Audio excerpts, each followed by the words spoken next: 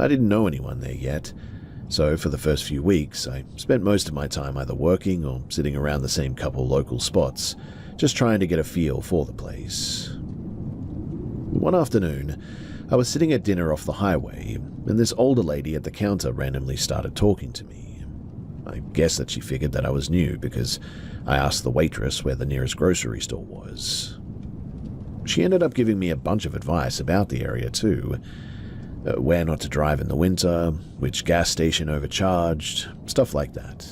A pretty normal conversation, really. But then, out of nowhere, she asked where I lived. I told her roughly which road my rental house was on, and she immediately got really serious, like her tone completely changed. She pointed toward the north side of town and said something along the lines of, "Stay away from the forest along County Road 12. I kind of laughed at this because I assumed that she meant wildlife or something. There are bears and wolves around that part of Minnesota after all. But she sort of shook her head and said, "No, I mean it. Don't stop near those trees. That place isn't right. My husband literally disappeared out there." She said it in a really eerie and sort of calm way, which honestly made it more uncomfortable. Apparently, though, her husband had gone missing years earlier after pulling over on the highway next to that exact stretch of forest. According to her, he stopped because he thought that someone needed help, and his truck was later found parked with the driver door open and the hazards flashing. He was eventually found dead several miles into the woods. I didn't ask any more questions after that. I just kind of nodded and I finished my food. At the time, I figured that it was probably just a tragic situation mixed with local rumors or something like that. Small towns are full of stories like that after all. Still though, I remembered what she said because that road was actually part of my commute to work. For the first couple of weeks, nothing unusual happened too. It was just a normal rural highway really. 2 lanes, no streetlights, forest running along one side of the long stretch there. But then one night, something weird actually did happen out there. So I worked late that evening, and by the time that I left the office, it was already dark. The drive back to my place, it took about 25 minutes, and about halfway through it, I reached that same wooded area the woman had mentioned. Up ahead, I noticed flashing hazard lights on the side of the road. At first, I assumed it was just someone with car trouble. Happens all the time in the winter up there. As I got closer, I could see the vehicle clearly. It was an older station wagon pulled halfway onto the gravel shoulder. It was beige color with fake wood paneling on the sides. The driver's door was open and the interior light was on. No one was visible in the seat. Because the door was open though and the hazards were going, I figured that maybe someone collapsed or needed help, so I pulled over a little ways behind it and turned my hazards on. I grabbed a flashlight from my glove box and I walked over there. The car, it looked almost weirdly too clean for how old it was. No rust, windows spotless, tires were really fine, and it didn't look like a broken down car at all, in fact. I leaned down and shined the flashlight into the front seat. Nobody inside. I walked around the car thinking that maybe the driver had gotten out and walked toward the trees for some reason or something. I called out a few times asking if anyone needed help. But again, there was nothing.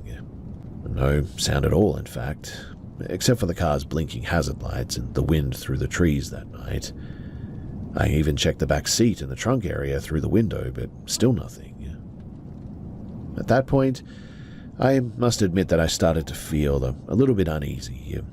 Not in a sort of supernatural way or anything, but just in this sort of, wow, this situation is a bit weird kind of way.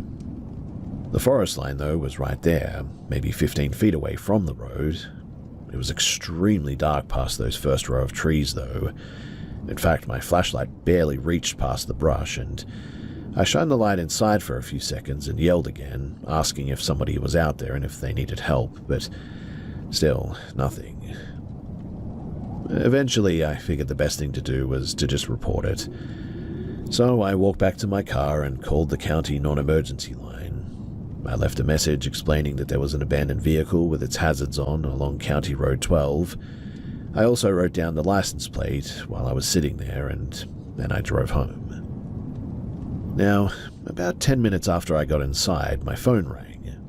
It was someone from the sheriff's office returning the call. I explained the situation again, and when I finished describing the car, the dispatcher paused for a second and then asked me to repeat the license plate number, so I did. There was another pause. Then the dispatcher said something really strange. She told me that they'd received calls describing that exact same vehicle in that exact location multiple times over the past few decades. Same color, same model, same license plate. Honestly, at first I thought that she was joking. I told her that I had literally just been standing next to it, in fact. She responded by saying that apparently officers had checked that same area many times after similar reports and had never found a vehicle there when they arrived. Then she told me something else that made the whole situation way worse. So, apparently the husband of a woman who used to live in town had gone missing near that same stretch of road many years ago. His truck, it had been found parked with the hazards on and the door open in almost the exact same spot. His body was discovered days later, several miles inside of the forest. The dispatcher didn't elaborate much after that, and she told me that if I ever saw the vehicle again, not to stop and to just keep driving. And that was the end of the call. I tried not to think about it too much after that. I figured that there had to be some sort of normal explanation for it after all.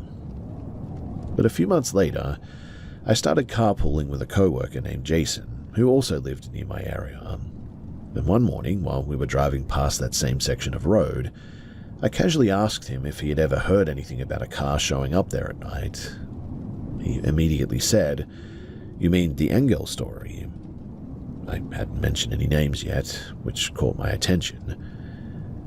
Jason told me the story had been floating around town for years, apparently, and according to him, a man named Robert Engel disappeared near the forest in the late 1970s. His pickup had been found exactly the way that the older woman described: hazards flashing, driver's door open, interior light on. Search teams eventually found him dead miles into the woods.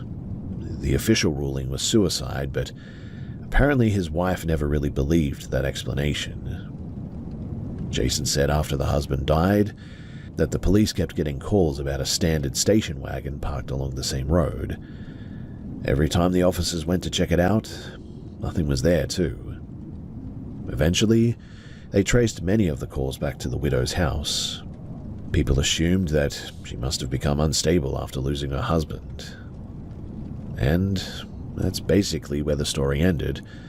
Well, for most people in town anyway. I didn't tell Jason that I had actually stopped out there for that car myself. I just sort of sat there listening while he talked. But the weirdest part came later that night when we were driving home. So we passed that same stretch of road again, and Jason sort of randomly added something that he had forgotten earlier. You see, apparently, years before Robert Engel disappeared, he himself had once reported seeing an abandoned station wagon parked there. Same color, same wood paneling, same license plate. Jason laughed about it like it was just one of those small-town ghost stories. But I certainly didn't laugh at that moment. Because the car that I saw that night, well, it matched that exact description. Same color, same wood sides, same plate. And when I stopped, my own car ended up sitting behind it with the hazards on and the driver's door open while I walked around looking for, well, someone out there. Which, according to the story, was exactly how Robert Engel's truck was found before he walked into the woods and, well, died. I haven't stopped on that road since then, and if I ever see hazard lights up ahead on that stretch again, I am definitely not stopping, and will just be driving straight past it.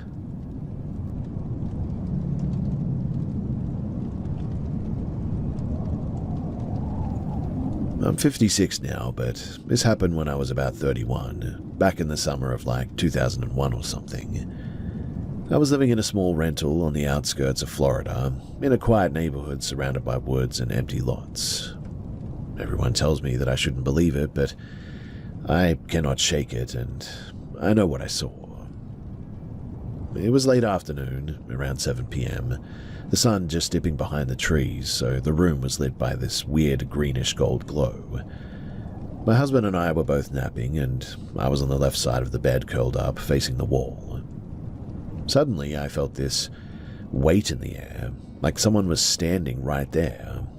My eyes opened slowly, and there it was. A small grey figure, barely over 3 feet tall, standing at the foot of the bed. Its head was enormous in proportion to its body. The eyes were black, huge and unblinking. No mouth, no nose that I could see, just eyes that felt like they were staring right through me. I was frozen. I couldn't move. I couldn't scream, and my mind screamed at my body to react, but it just wouldn't. I tried to reach for my husband, to wake him, and after what felt like a full minute of paralysis, I finally could move enough to whisper his name. The figure, though, was now gone. No sound, no flash of light, nothing but the normal shadows in the room. What made it different from dreams or sleep paralysis, though, was the room itself. Everything was exactly how it had been. The furniture, the light through the blinds, even the slight hum of the fridge. It was all exactly the same. I wasn't somewhere else, I was in my own room, seeing something that shouldn't exist. After that night, strange things started happening too. Lights would flicker randomly, even when bulbs were fine, and my cat, normally fearless, would hiss at empty corners of the bedroom. I kept waking up feeling like I wasn't alone too, even though my husband was right there. Once, I woke to a faint tapping on the window, like tiny claws on the glass, but nothing was outside. A few months later, I rented a small storage unit to clear out some old furniture, and one night I stayed late organizing some boxes. The lights were pretty harsh there, fluorescent, and flickered intermittently from time to time. And that's when I saw a shadow move in the corner of the unit. I instantly froze, my heart pounding. A small humanoid silhouette darted behind a stack of crates, and I convinced myself at the time that it must have been a trick of the light or my eyes or something, but the shape was wrong. Too small and too disproportionate. I started keeping a journal of everything unusual that I experienced. Doors left ajar when I knew that I had closed them, strange noises in the yard at night, tiny steps and rustling like something moving just beyond the tree line. Once, my husband swore that he even saw a small figure in the living room that disappeared when he flipped the light on one night. The worst incident, though, that happened in 2003. So I was home alone one evening doing some dishes. The kitchen window overlooked the backyard, which ended at the woods behind the house. Out of the corner of my eye, I saw something small dart between the trees. It paused and looked toward the window, and I could see those eyes again. I dropped the dish towel and ran to lock the door. It wasn't gone when I checked, but just standing at the edge of the tree line, motionless, like completely still too, like a statue, just watching. I never tried to approach it. I didn't call anyone. I didn't want to. I kept a low profile, kept the lights on at night, and stopped going out after sunset. The presence, it never attacked me or anything. It never even spoke to me, but it was always there, just watching. Even now, I get triggered by anything with large black eyes, movies, photos, cartoons. It sets off the same sort of panic that I felt that first night. What haunts me, though, isn't the creature itself. It's the certainty that something exists that we cannot explain, that saw me in my own bedroom and didn't need to make a sound, and that left me with the knowledge that I was completely powerless in that moment. I've thought about trying to investigate, but Honestly, I don't want to.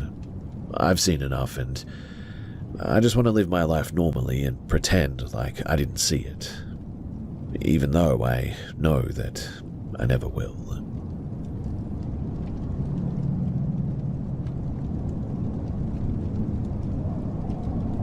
I'm sharing this because the whole thing started getting into my head and I honestly didn't know who to talk about it. I'm not really someone who believes in supernatural stuff myself, so at first I assumed that there had to be some sort of normal explanation for it. But after a few weeks of this happening, I started getting genuinely unsettled. Mostly because I live alone a lot of the time. So, some quick background. I'm 26 and I live with my girlfriend in an old duplex in a small town. The building itself is pretty old, built sometime in the late 1920s, according to the property listing at least. And it's one of those narrow two-story places where the staircase goes straight up from the living room and the bedroom is basically right at the top of the stairs. It's cheap rent, creaky floors, and thin walls. Now, about 2 months ago, something weird started happening when I was either just falling asleep or just waking up. I would open my eyes and think that I saw someone standing in the corner of the room. Usually it looked like a person-shaped shadow, not detailed, just the outline of somebody standing there. The moment that I'd actually move or turn on a light, though, it would be gone. The first few times I brushed it off immediately, as you can probably imagine.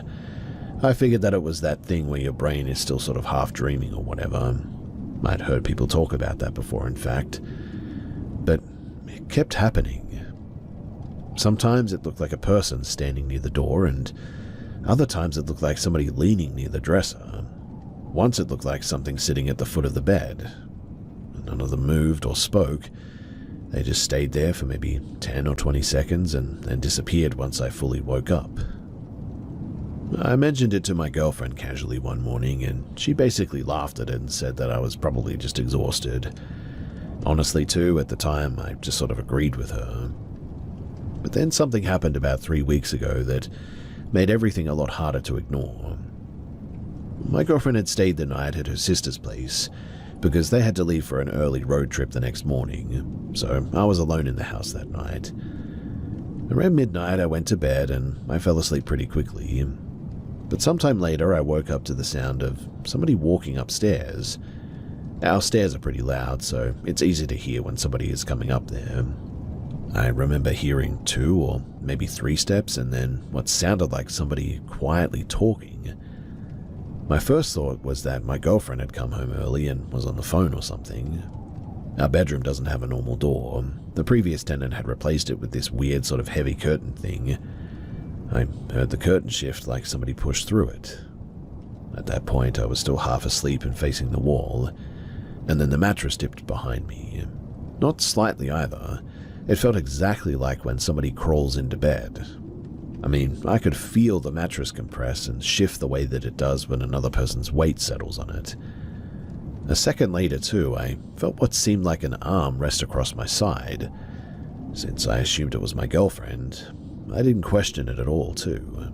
I just stayed there, started drifting back towards sleep, and then something clicked in my brain, and, I mean, she wasn't supposed to be home at this point. That realization, it hit me like a jolt of electricity as well. I woke up instantly, but didn't move.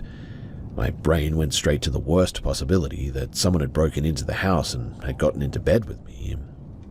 I was staring at the wall, completely stiff, trying to decide what to do next. The pressure behind me, though, was still there. The bed still felt weighed down.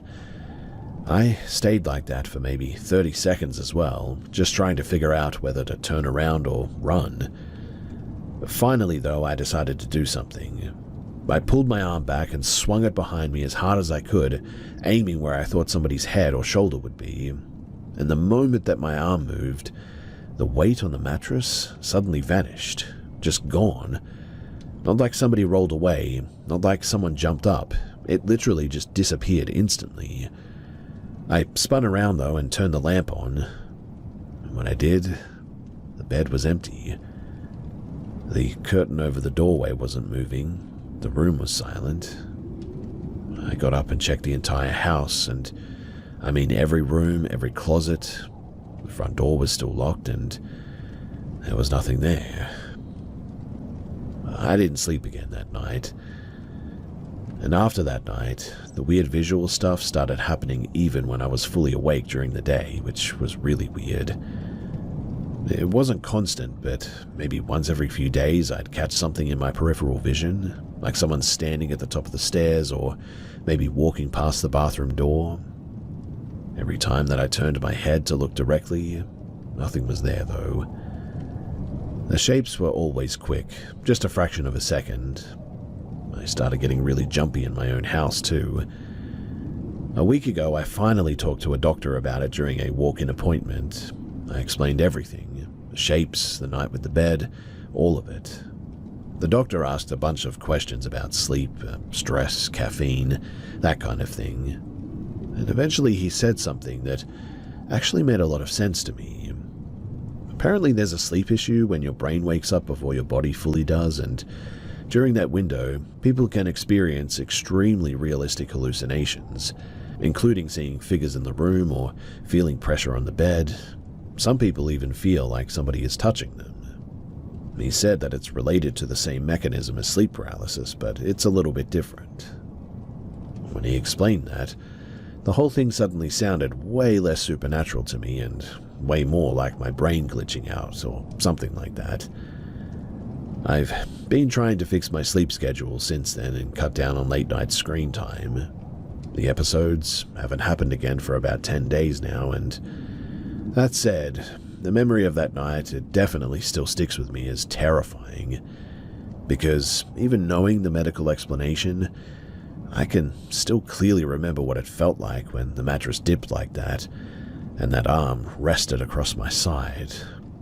And I can honestly say that, in that moment, it felt exactly like somebody else was really there.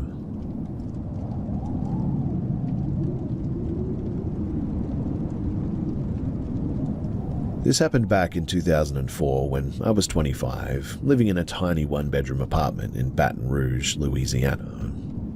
I was sharing the place with my then girlfriend, and it was one of those old buildings with creaky floors and peeling paint. The hallway outside of our apartment, it was dimly lit at night, which always gave the place a bit of a weird vibe, but I tried not to think too much of it. Now, I usually sleep with the lights off, and I kept my bedroom door open like I always did. Never really locked it either, and I mean, it was just me and her, so why even bother, right? That night, I woke up at around 2:30 in the morning to use the bathroom at some stage. Nothing unusual, just the normal half-asleep sort of shuffle across the creaking floors. And after finishing, I went back to bed and I tried to settle back in. I was lying on my left side, facing the door, and I was just drifting back towards sleep when I noticed something. At first, I thought it was a trick of the shadows from the streetlight filtering through the blinds. But then I realized it wasn't a shadow. It was a figure in the doorway. It looked human as well, but wrong. Wrong in every way. It was hunched over with long matted hair hanging past its shoulders, like it hadn't been washed in years. Its skin was pale, almost grey, and there was something grossly bulky about the way that it moved, like it was too big for its frame. The face was mostly obscured, but I swear that I could see a twisted smile. Its eyes, they weren't bright or glowing or anything, but just sort of empty, like it wasn't really alive. I instantly froze.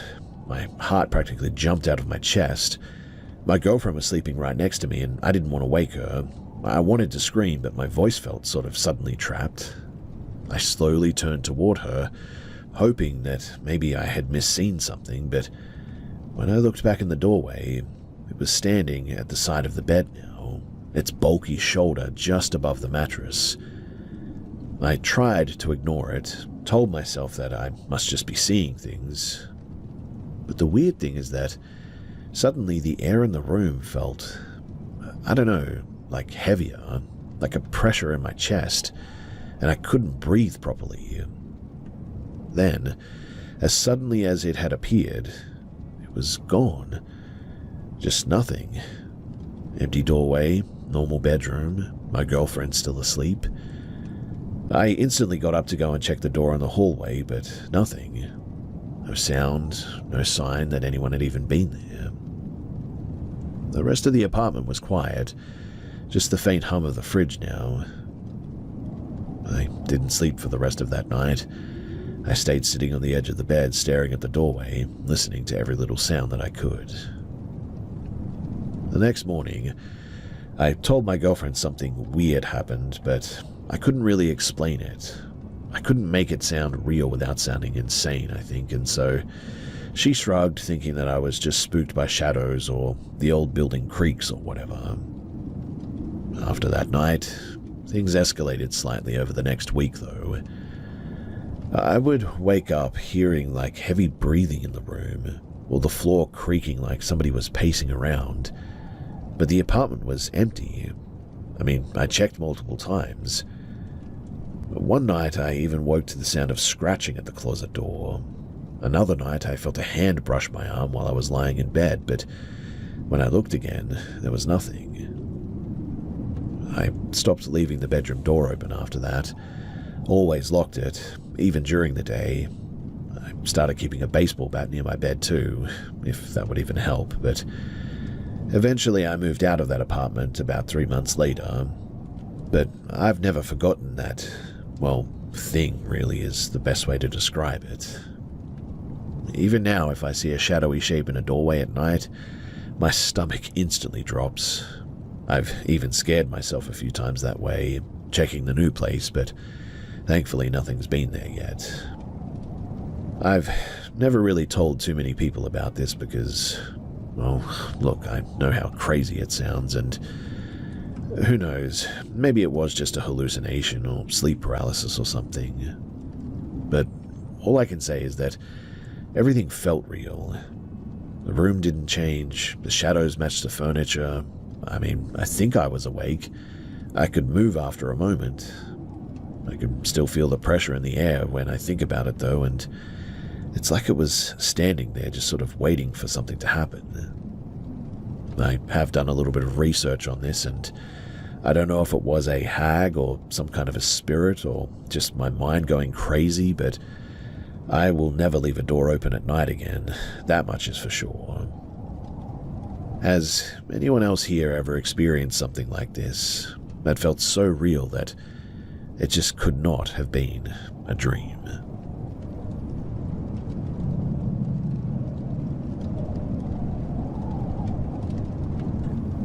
I'm really not sure how to say this, but I need help making sense of something that happened in my home a few months ago. So we live in Nevada in a 2-story house. The layout is kind of awkward, living room and kitchen at the front, and then a narrow hallway leading to the bedrooms, a small playroom near the backyard, and the garage at the far end. There's a baby gate separating the playroom from the kitchen and the dining area, and all our doors make a distinct sort of thunk sound when opened or closed. On the night that this happened as well, a couple of the windows were open because it was unusually warm for this time of year. Now, Saturday night, my kids went to bed at around 8:15. They're 6 and 9, and bedtime has been a bit chaotic lately. They kept getting up and asking for water, stuffed animals, or just talking and whatnot. You know how kids are, right? But by 9:15, we thought that they were finally asleep, and my husband and I settled down to watch some TV in the living room. Around 10:05, we both heard a door slam, sharp and distinct, and I jumped up to go and check, and it was the bedroom door. When I went to look inside, the 6-year-old was gone. At first I thought that she had wandered into the bathroom or maybe the playroom, but she wasn't there. We literally tore through that house too, under the beds, behind couches, inside of closets, the garage, even the backyard as well. I was calling her name, "Ellie, it's time to come out now." And normally she comes out when I say that, but there was nothing. By 10:35, panic was setting in, and I called 911 while my husband ran up and down the street looking for her everywhere. Our older daughter was still asleep, or so I thought at least. When the police arrived, they checked the house and the yard thoroughly, but still nothing. Even the canine unit was called, and the dog usually picks up scents immediately, but tonight it acted normal, like there was no scent. It was almost midnight when one of the officers looked into the hallway and said, "Wait, who's there?" It was Ellie, just standing in the playroom doorway, calm as if nothing had happened. My husband and I immediately froze. The weird part was that none of us saw her walk past the living room or down the hallway or anything, and our dog, who always barks or jumps when someone moves nearby, didn't react at all. We obviously asked her where she had been all this time, and here's the part that really still haunts me. She said in her little 6-year-old voice, "I went with the nice people. They let me look at the lights. They wanted to see me too, but I came back when they said that it was time." And that was it. Nothing about hiding or about being scared or anything, just that line. My husband and I exchanged looks, and we asked who the nice people were, and she just smiled like it was normal and then just ran to bed. I've read about sleepwalking and dissociative states and even hallucinations in children, but nothing explains how she disappeared, like literally disappeared from that house for nearly 2 hours, how the dog didn't react, and how she could describe seeing something that she shouldn't have. She never said anything more and hasn't repeated it since then, but we moved the baby gate to block off the playroom completely, and I check every night that the doors are locked now, windows are closed, and both kids are accounted for. And I know a lot of people will say kids have wild imaginations or she was sleepwalking or something, but I'm telling you, this was not normal. And I mean, we and the police looked absolutely everywhere, and we just could not find her.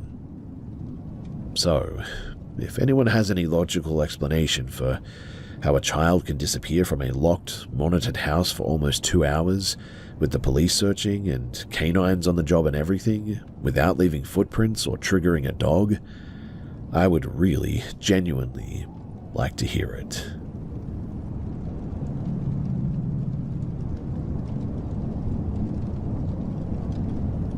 I live in Washington in an older 2-story house from the 1940s. My wife, me, and our 8-year-old daughter live here. The bedrooms, they're all upstairs, and ours has a small walk-in closet on the far wall.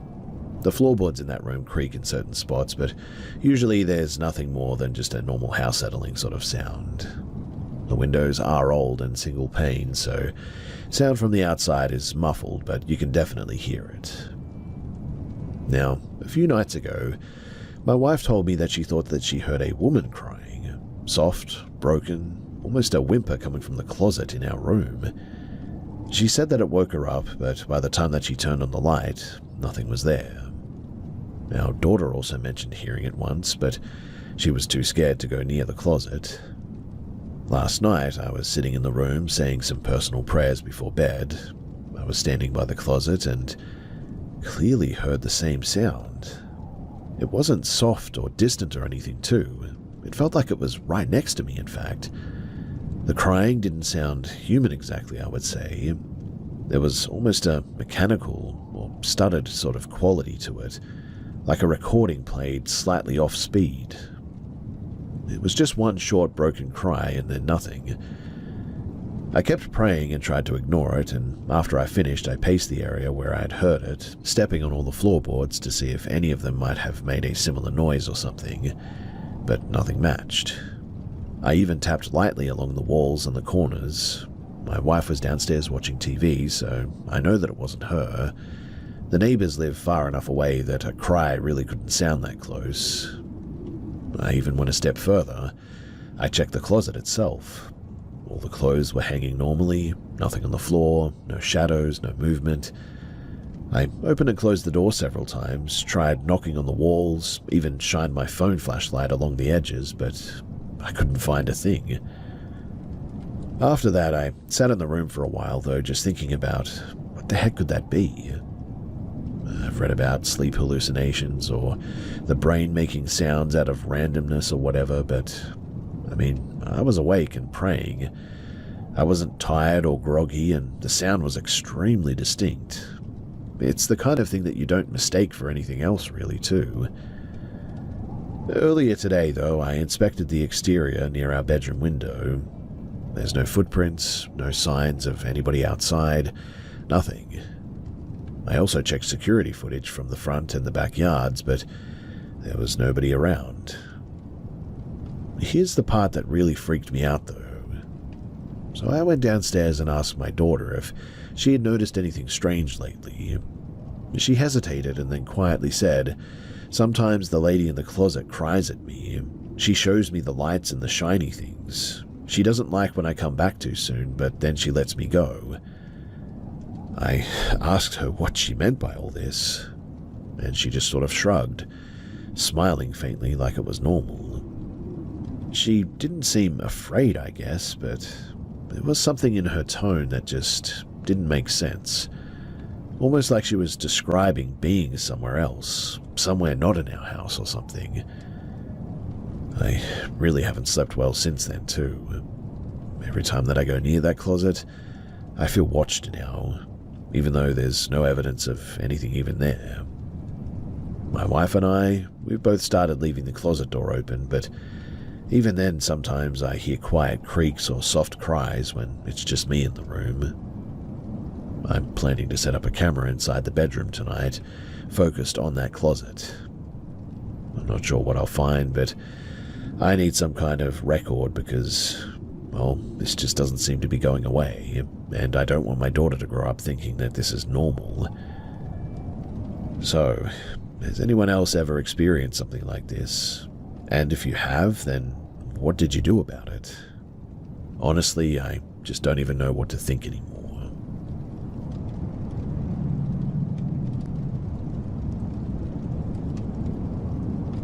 So I grew up in southern Scotland, and there's a stretch of thick woodland just outside of the village that we used to call the Hollow. Me and a few friends had a little den in there when we were kids. Nothing fancy, just a few logs leaned together, some rope and a tarp, really. For years, too, weird stuff started showing up there. I'm not talking random objects, too. Blankets, jackets, sleeping bags, stuff that didn't make sense. The first time that it happened was 2019 as well.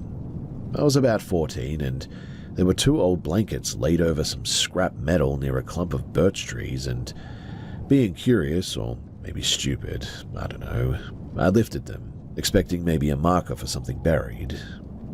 There was nothing. The ground looked completely normal, in fact. I shrugged it off, a bit weirded out, and I went back to climbing trees and messing around. A few weeks later, though, I noticed one blanket was gone, and 2 jackets had appeared now. I didn't see anyone, and the jackets weren't muddy or worn. They looked almost new, in fact. Weird, but I didn't stick around. For months, it stayed like that, too. Sometimes empty, sometimes with bottles or cans scattered around. We'd see the usual trash from people walking nearby, near the country road there, but the jackets and the blankets always seemed deliberately placed. Then, in spring of 2021, it got weirder. Me and a friend, Callum, we went back there and there was an old bike leaning against a tree. It wasn't a kid's bike, too. It was a decent adult bike.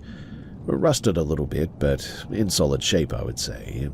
A dark green jacket was draped over the handlebars, and I checked the pocket, and inside were 2 small mussel shells. Way close to the coast here. Some loose change, a couple of coins from Scotland, and a few English pennies. A tiny scrap from a glue tube, it seemed. The kind that you get in DIY packs. On the back in pen was a series of numbers as well. Lots of decimals, a time, 1540 I think it said, and the name of a small town in Cornwall. At the time I thought that it might be coordinates, but it didn't make sense. We never took photos, and eventually I lost that scrap years ago. After that, though, the place went quiet for a while. Then, in December of 2024, Walking past, I found collapsed tents, sleeping bags, 3 jackets, and a couple of old blankets. It looked like somebody had set up camp and then maybe had left or something. I thought that I would investigate properly later, but I never did because it felt off, I guess.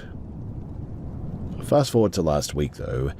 I finally went back alone, and everything was gone. Literally nothing except one blue coat draped over a branch, a couple of empty beer bottles, and a pack of amber leaf rolling tobacco, empty. I didn't check the coat pockets this time. But here's what really freaks me out. If someone is living there, I should have seen them by now, surely. I mean, I've walked around that woodland at all hours since I was 10. No footprints, no tents, no fires, no signs of anyone. Just objects appearing and disappearing all over the place. And they seem to rotate as well. Like one day there's a jacket there, the next day it's somewhere else and blankets show up, vanish, and come back somewhere new, and then the jackets are back again. It really just doesn't add up. Where are they getting these things from, and who are they? And why leave them out for us like this to see? There's no path that they're using. I mean, I've mapped the entire area now. 2-mile radius, checked every corner, and I cannot find any evidence of repeated visits or anybody else out there.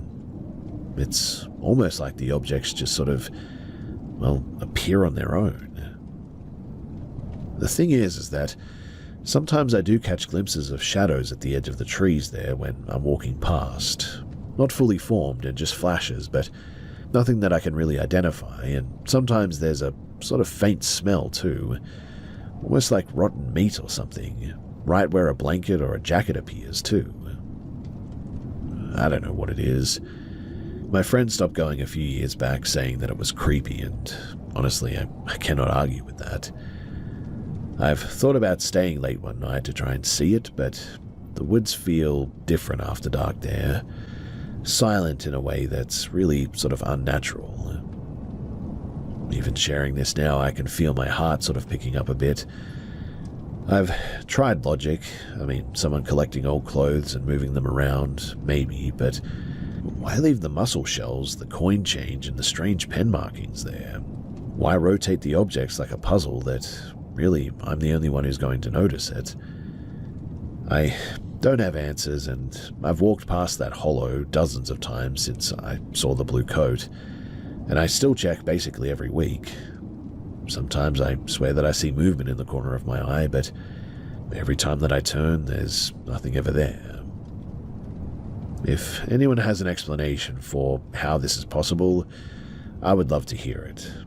Again, I've been coming to this place for years now, almost every week, and I still have not seen a soul there. Or if you've seen something like this, stuff appearing and disappearing in the woods like this with no trace of anyone living there, well, it would at least be nice to know that I'm not losing it alone.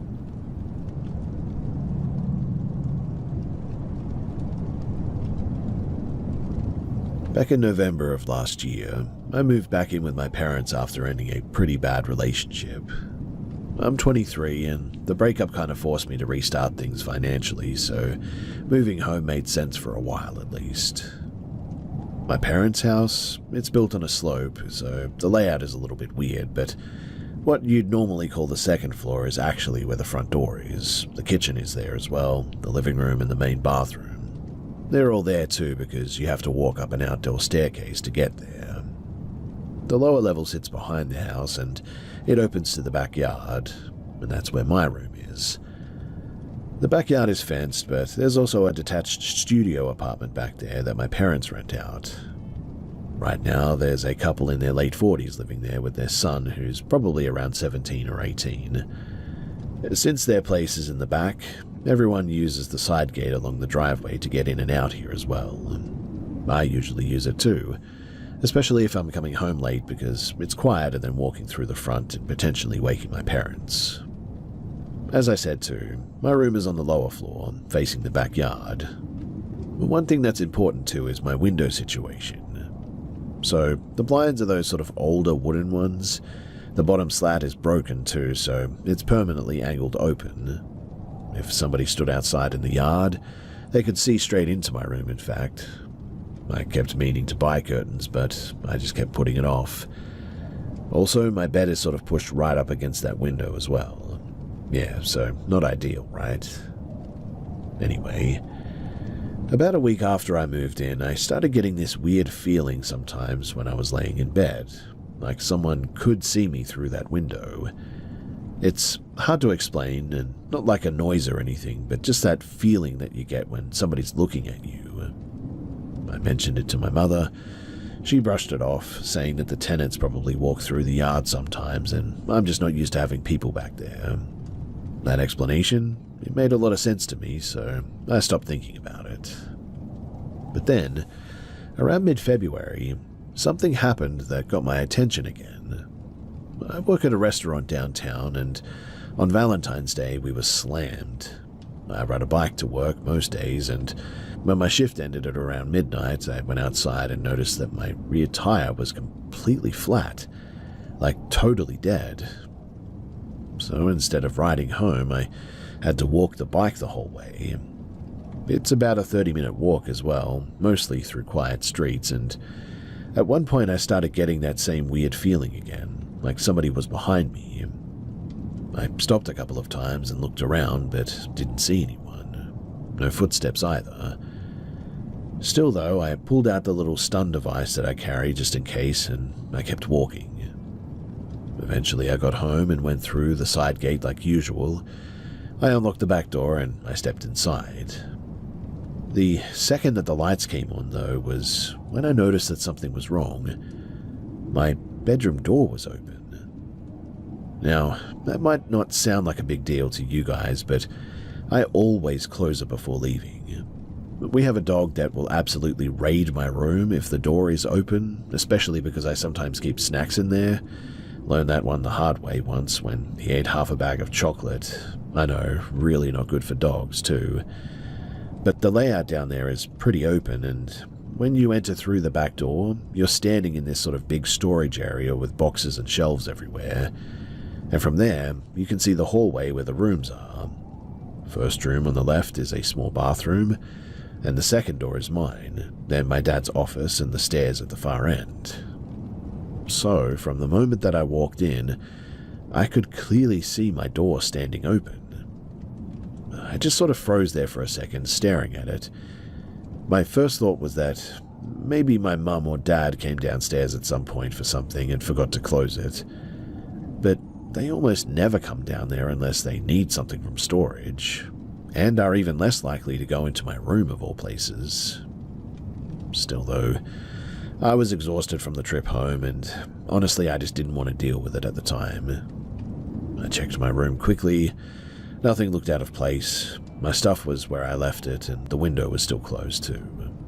So I shut the door, changed clothes, and I went straight to bed. The next morning I asked my parents if either of them had gone into my room the night before, and both said no. That same day too, I ran into the guy who lives in the guest unit when I was taking the trash out, and I asked him casually if he had seen anyone around the yard late at night before, and he said that he hadn't noticed anything unusual. I tried to just drop it after that, to be honest. But then, about 3 weeks ago, something else happened. It was one of my days off, and I spent most of the day in bed watching movies on my laptop. At some point it got dark outside, and I didn't even notice until my mum came downstairs asking if I could lower the volume because she and my dad were trying to sleep upstairs. So I turned it down and kept watching. But around midnight I heard a quick tapping sound on the window. Just a couple of taps, and I looked over but didn't see anything clearly. For a split second, though, I thought that I saw something move away, but it was so fast that I figured that maybe it was just a branch or maybe a raccoon or something. So again, I just sort of shrugged it off. Later that night, though, probably at around 1:30 in the morning, I started feeling that same being watched thing again. It sounds dumb, I know, but it's the only way that I can really describe it. I kept glancing over to the window, but it was too dark to see anything. Eventually, I shut the laptop off and I went to sleep. But a few hours later, I woke up to a faint tapping noise again. I was half asleep at first, and I thought that it was my dog scratching at the door, but then I rolled over and looked toward the window, and I could clearly see the outline of a person standing outside, just a dark shape through the blinds. Whoever it was close enough too that I could see their arm moving as they tapped the glass, slow, steady taps. I didn't move at first. My whole body just sort of locked up, in fact.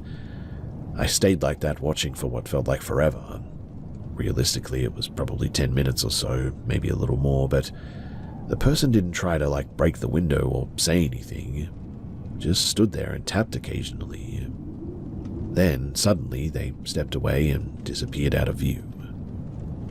The second that I was sure that they were gone, I grabbed whatever that I could reach, my phone charger, pillow, the dog, and I just ran upstairs. I slept on the couch that night, and honestly, I haven't gone back to sleeping in my room since then. And during the day, everything looks normal outside too. No footprints, no damage, nothing moved. The tenants say that they haven't seen anyone back there either, and my parents think that it was probably some random guy who jumped the fence or someone messing around, but that explanation just doesn't really sit right with me because, the yard is pretty enclosed and you'd have to know the layout to even get to my window in the dark. For now, I just sleep upstairs in the living room, and I also ordered blackout curtains and a small camera for the backyard as well. And look, maybe it really was just a creep passing through, but the thing that keeps bothering me is this. Whoever was outside that night was standing exactly where they would need to be to see my bed through that broken blind, which means they either got very lucky or they knew exactly where to stand. Also, the timing of the flat tire on my bike, well, that is really weirdly coincidental.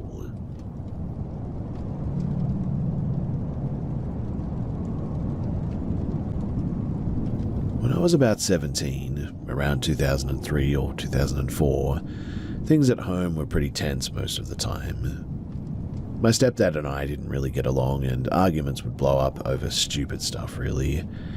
If things got heated enough to, I'd either get told to leave for the night, or I'd just grab my jacket and walk out before it escalated. It happened often enough too that wandering around late at night became pretty normal for me.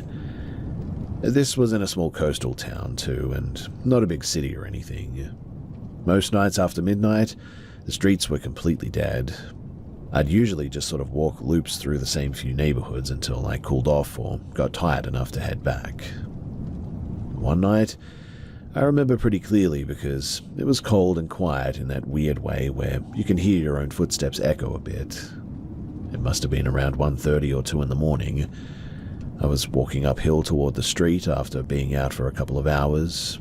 There were no other people around, no houses with lights on, nothing. And about halfway up the hill, I heard a car coming from behind me. At first, I didn't think anything of it. Cars pass now and then on the street, even late. But this one slowed, and it got really close to me. It pulled up beside me and just kind of idled there, matching my walking speed. I glanced over for a second. The driver was this heavy-set guy, probably in his 40s or 50s. Big round face, short dark hair, thick neck. His expression was weirdly blank, but his eyes were fixed on me in a way that immediately made me feel really uncomfortable. He leaned slightly toward the open window and said something like, "Hey, come here a sec." Not aggressive exactly, but not friendly either, just very direct. Back then it wasn't all that rare for grown men to shout weird stuff at teenage girls walking alone. It happened enough that I usually just told them to get lost and keep going. But something about this guy made my stomach drop instantly. I can't explain it properly, but it was just that gut sort of reaction where you suddenly feel like you need to get away. So instead of saying anything, I just sort of looked straight ahead and kept walking faster like I didn't hear him. The car rolled ahead of me a few meters and stopped. Now he was parked slightly in front of me on the road. As I got closer, he turned his head and watched me past the driver's door. Again, he said something, this time louder. I don't remember the exact words, but it was something like, "Hey, I'm talking to you." I didn't even look at him that time. I just kept walking and focused on the end of the street where my house was, about 2 blocks away now. Then the engine revved, and he sped off. For a second I thought that was the end of it too, but maybe 15 seconds later, I heard the same engine coming back. I turned my head and saw the car making a fast U-turn down the street. It pulled up next to me, but this time he braked harder and stopped closer. I was standing right next to the driver's window now, and I stepped backward and crossed the road quickly without saying anything. At this point, my house was visible up the hill, and I remember thinking very clearly that I needed to get there before he tried anything else. But the car accelerated past me again, went further up the road, then turned around a second time. This one was way more aggressive too. You could hear the tires scrape a bit, and then he swung the car around. He pulled up about 5 meters ahead of me, and this time he flung the driver's door open before the car had even completely stopped. That was the moment that I panicked too. Instead of heading straight for my place, I cut across the street and ran into my neighbor's driveway because it was closer. The yard had these tall hedges along the side that made a narrow path between the house and the fence. I sprinted down that gap and ducked around the back corner toward our side door. Our place had a sort of small recessed doorway that was kind of hidden from the street if the lights were off. My hands were shaking badly while I tried to get my key in the lock, and while I was fumbling around, I heard the car slowly sort of crawl into the driveway. He was now in the entrance behind me. I froze and crouched into the doorway as much as I could. From where I was standing, I could see part of the driveway through the hedge. The car had stopped near the top. The driver got out and walked a few steps down the driveway too, looking around like he was trying to see where I'd gone. He didn't rush, and that is something that I remember very clearly. He just moved slowly, scanning the yard and the bushes. For a second, I was convinced that he had seen me too, because I could hear gravel crunching under his shoes as he came a little bit closer. But the alcove that I was standing in, it was completely pitch dark. The porch light had been broken for months, so the whole side of that house was basically pitch black. He stood there for maybe 10 seconds. I noticed something in his hand, but I couldn't quite make out what it was. Then he turned around, walked back to the car, and thankfully drove away. I stayed in that doorway for another minute, just listening in case he came back. When I finally got inside, my brother was still awake watching TV, and I told him what happened. He sort of laughed it off at the time, saying that the guy was probably just drunk or something. We were both teenagers, so it didn't really sink in just how weird that situation was until later. After that night, though, I tried to avoid walking around that late by myself, but life moved on, and eventually I stopped thinking about it. Then, about 5 or 6 years later, I was watching the news and they showed a mugshot of a man who had just been arrested for a string of attacks on women across several towns in the region. I mean, kidnappings, assaults, a couple of murders that had gone unsolved for years, apparently. The camera stayed on his photo for a while, and I suddenly felt this weird jolt of, recognition. It was the same heavy round face, same dark eyes that looked kind of empty. The report said that he'd been operating through the early 2000s, mostly targeting women walking alone late at night. Several incidences had happened within a 20 to 30 mile radius of where I grew up, in fact. Now, I am not saying that it was definitely the same guy. I mean, I cannot prove that, but man, the timing, the area, and the way that he behaved that night, it all lined up way too neatly. Back when it happened too, I shrugged it off pretty quickly. I was young and figured that weird stuff just happened sometimes. Now I'm in my 30s with kids of my own, and when I think about that night, it bothers me so much more than it used to. Mostly because I keep replaying how easily things could have gone differently if my house had been just even 1 block further away, or if that side door light had been working. Anyway, That's why I get nervous when I see teenagers wandering around alone at night now, and at the time it just felt like some creepy guy being annoying, but looking back, I'm not sure that that's all that it really was.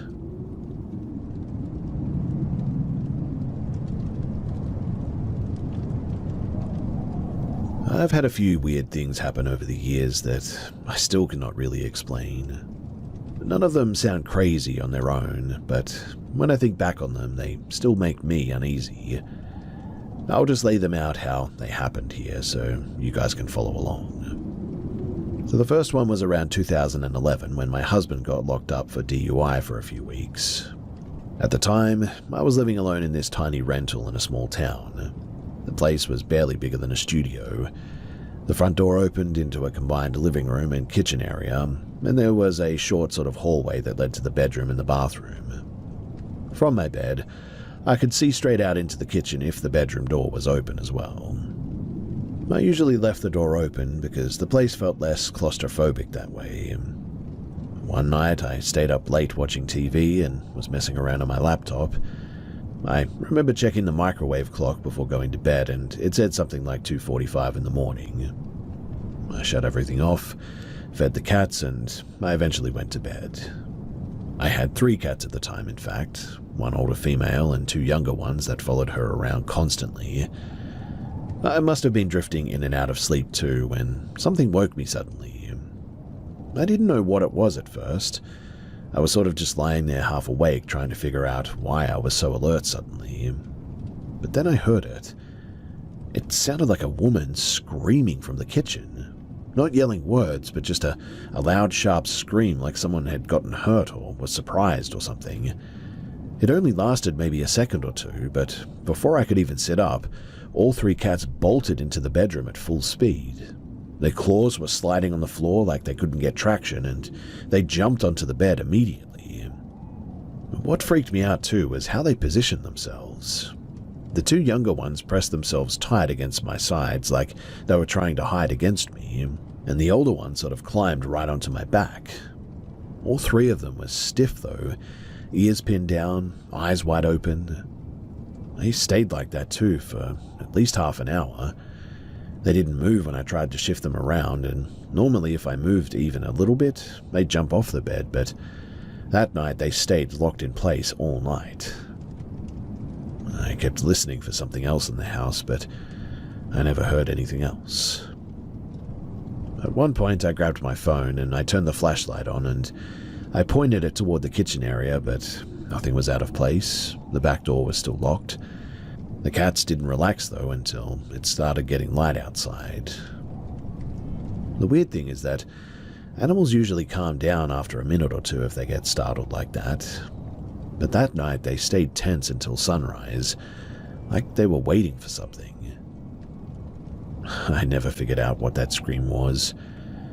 And a couple of years later, something else happened that bothered me for a completely different reason. I was staying with my family in a small property just outside of Tucson. My brother had a place there, and my nephew was about 3 at the time, I think. The houses on the property, they were arranged kind of weird there, and my brother's family lived in the main house, and I was staying in a small converted garage at the back. And one morning, I got up early and went to shower before everybody else woke up. I had just turned the water on when I clearly heard my nephew yelling my name from outside. Not just talking, but yelling like kids do when they want your attention. I heard him call me twice, in fact. So I shut the water off, grabbed a towel, and I ran outside, thinking that maybe he had gotten into something or hurt himself. But the yard? It was empty. My brother was standing in the doorway of the main house drinking coffee, and I asked where my nephew was. He looked confused and said that the kid was still asleep inside. Then he asked me if I had just heard him yelling, because apparently he had heard it too. We both went inside and checked, and sure enough, my nephew was passed out in his bed. That one always bothered me more as well because, well, 2 of us heard the exact same thing. A while after that, my husband and I were renting a different place with a roommate in Spokane. This one happened super early in the morning, maybe around 4:30 or so. So the three of us were awake because my husband woke early for a shift, and we were all sitting near the kitchen window smoking before he left. I was leaning back in the chair facing the window when something moved past the side of my head. At first I thought it was smoke blowing weirdly from the cigarette, but it moved way too quickly. And it looked like a pale grey shape, I would say. Kind of like a head and shoulders, or the outline of it, really. But it was sort of see-through. It passed right between me and the wall, and then it was gone. I turned around immediately, and our roommate was staring straight at me with this sort of shocked look. She asked me, "Did you see that?"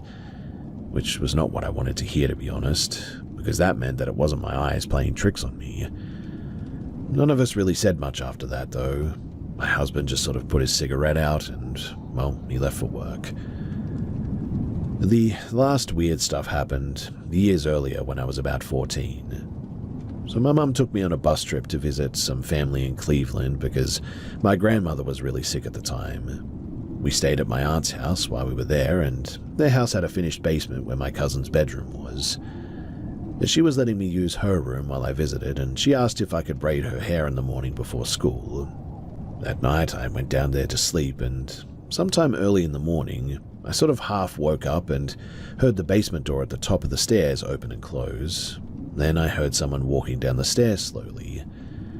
They stopped outside of the bedroom door, and there was a quiet knock. Then footsteps going back up the stairs. I assumed it was my cousin getting up for school, so I got out of bed and went upstairs. But when I did, everybody was still asleep.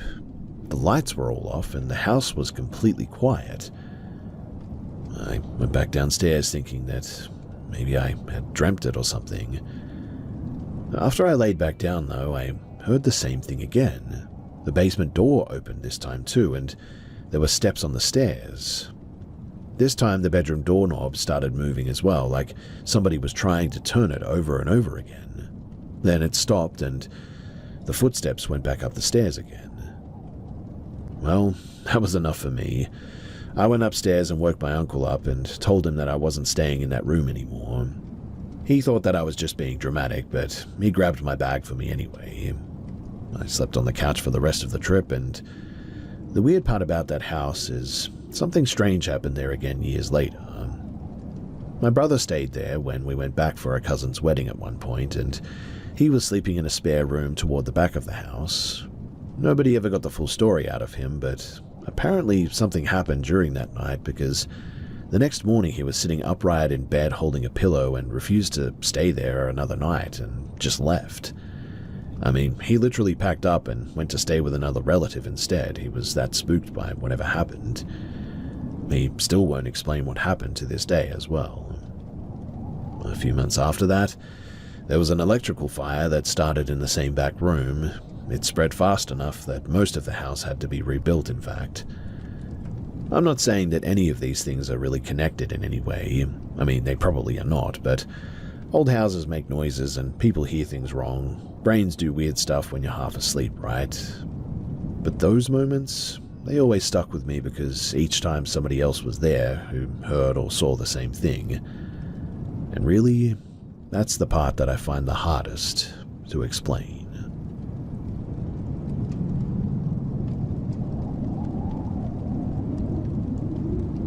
I lived in a really strange house for about a year when I was in my early 20s, around 2014 or so. It was an older neighborhood on the edge of Nottingham. My parents had bought the place cheap because it needed a lot of work, and the plan was to renovate it and sell it later. At the time I was still living with them, so I ended up staying there during most of the renovation. From the outside, the place just looked like a normal older terrace house, I guess. Inside it was a bit odd though. There was this partial upper level built into the main room, kind of like a mezzanine platform that overlooked the living area. The previous owners had turned that space into a small bedroom and a cramped bathroom too. The bathroom up there was absolutely tiny as well. There was no window and just one weak ceiling light, and old plumbing that made noise all the time. It was the kind of room where you didn't want to stay longer than necessary because it felt really closed in. Now, not long after we started tearing parts of the house apart, weird things started happening. At first, it was small stuff. Like, I'd be downstairs watching TV, for instance, and I would see something move quickly along the mezzanine railing out of the corner of my eye. When I'd look directly at it, there was nothing there, though. It happened often enough that I stopped mentioning it because I figured that it was just my eyes adjusting to shadows or something like that. My mother had the opposite reaction, though. She thought that the whole thing was really interesting. If something odd happened, she'd literally talk into the room like somebody was there as well. She would say stuff like, "We're just fixing the place up," or "Don't worry about it." I always thought that that was a terrible idea, but she found it funny for some reason. Two things happened there that I still remember clearly too. The first one happened while I was using the upstairs bathroom. So one night I decided to take a bath because the shower downstairs had been ripped out during the renovation. It was probably around, 9 or 10 o'clock in the evening. My parents were somewhere else in the house working on drywall, I think, and while I was sitting there, I started hearing a tapping noise inside of the wall near the sink. At first, it sounded like normal construction noise, so I ignored it. My dad had tools running half the time anyway, so it was probably just one of them. But after a few minutes, it didn't stop. It actually got more regular, like someone tapping their fingers on wood. I sort of sat up thinking that my dad might be drilling or hammering on the other side of the wall or something. That's when I noticed the toilet paper roll. It was spinning on its own. At first I thought that maybe the loose end had fallen and gravity was pulling it down, but that's not what it looked like. The roll was turning fast, like somebody was pulling the paper straight outward. The strip of paper was sticking straight out from the wall, almost perfectly horizontal. It kept unwinding faster and faster as well. There were no windows open, no vent blowing air, nothing that really could have caused it. I stared at it for a few seconds, trying to make sense of it, and then the roll spun so quickly that the paper started piling onto the floor. That was enough for me. I got out of the tub immediately, wrapped a towel around myself, and I walked straight out of that bathroom. I didn't even stop to turn the light off in the end. When I told my mother about it, she laughed and said something like, maybe it doesn't like the renovations. Not exactly comforting, right? The second thing happened months later, after my bedroom had been moved downstairs, while we were remodeling the mezzanine area. So my new room was at the front of the house facing the street. It had these big built-in wardrobes along one wall that previous owners had installed there. The doors were old wood panels that creaked whenever the house shifted. I also had this tall metal floor lamp next to my bed that I bought from IKEA. It had a thin metal pole and a heavy base, and a lot of little things happened in that room over time. My phone would randomly light up in the middle of the night, even when there was no notifications. A couple of books on my desk would be open in the morning, even though I knew that I left them closed. Once, my old MP3 player started playing music while it was sitting on the shelf. Stuff like this is easy enough to explain away though, right? I mean, electronics glitch, houses shift, whatever. But one night, something happened that I couldn't really brush off anymore. It was late, probably after midnight, and I was lying in bed trying to fall asleep. Then I heard tapping. At first, it sounded like it was coming from the wardrobe doors across the room, just a light knock every few seconds. I ignored it, thinking that maybe the wood was expanding or whatever. Then the tapping moved, and it sounded closer. A few seconds later, too, it came from the metal lamp beside my bed. A very clear ting sound, like someone lightly hitting the pole with a fingernail. Then it happened again and again. I sat up in bed listening. The room was completely still, but the tapping kept happening on that lamp. Then it shifted again, this time to the wooden headboard behind me. 3 slow knocks right behind my head. At that point, I was wide awake. And before I could even stand up, the bed frame started shaking. Not a little vibration either. The whole thing moved, like somebody had grabbed the end of the mattress and shoved it sideways. As you can probably imagine, I didn't stay there to investigate any further. I jumped out of bed and went straight for the door. My plan was to just sleep on the couch downstairs in the end. Our dog was old at the time and couldn't climb the stairs anymore, so he usually slept in the living room anyway. So I figured that I would just stay near him. When I got to the bottom of the staircase, there was something that I noticed that stopped me for a second though. Right near the base of the railing, there was what I can only describe as like a dark shape that didn't look like a normal shadow. It was taller than me, maybe around 2 meters, I would say, and it looked like a thick cloud of smoke, just sitting there. Not moving or anything, but more like slowly swirling in place, I would say. The hallway light behind it was on, but the shape was blocking part of that light in a way that really didn't make much sense to me. I stared at it for maybe 2 seconds, and then I decided that I didn't want to be in that house anymore that night, and so I grabbed my keys, went outside, and I slept in my car parked down the street. The next morning, everything in the house looked normal again, though. My parents stayed there for another few months until the renovations were finished. Nothing that extreme ever happened to me again, but I also stopped sleeping in that room after that. Eventually, they sold the place and we moved on. I still don't know what half of that stuff was. I mean, old houses do weird things, and your brain can mess with you when you're tired, for sure. And some of that stuff, I'm sure, can be explained away as just glitches or whatever. But I know what I saw with that toilet roll, and I know that the bed didn't shake by itself. I also know that I saw that black, dark mass, and I also definitely remember choosing to sleep in a freezing car instead of going back inside that house.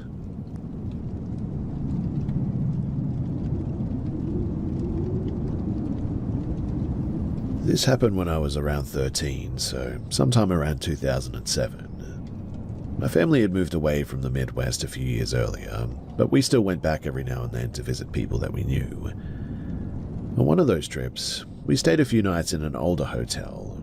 It wasn't some abandoned creepy place or anything like that, just one of those older brick hotels that probably had been around since like the 60s or the 70s. We booked 2 rooms because there were 5 of us. My parents stayed in one and my older brother and I were in the other. And the first thing that I remember about that room was that it made me uncomfortable the second that I walked in there. Nothing obvious was wrong. The lights worked, the place looked clean enough, beds were normal hotel beds. But for whatever reason, I just didn't like being in there. I didn't say anything because I was a kid and I assumed I was being weird about staying somewhere unfamiliar, but the layout of the room was kind of awkward too. When you opened the main door from the hallway, you immediately faced a corner of the room, for instance. On the left side of that corner was the bathroom door, and on the right side was the door leading back out to the hallway. The beds were further inside of the room as well, near the windows, which was a bit strange, but if you were standing near the entrance, you were basically between these 2 doors.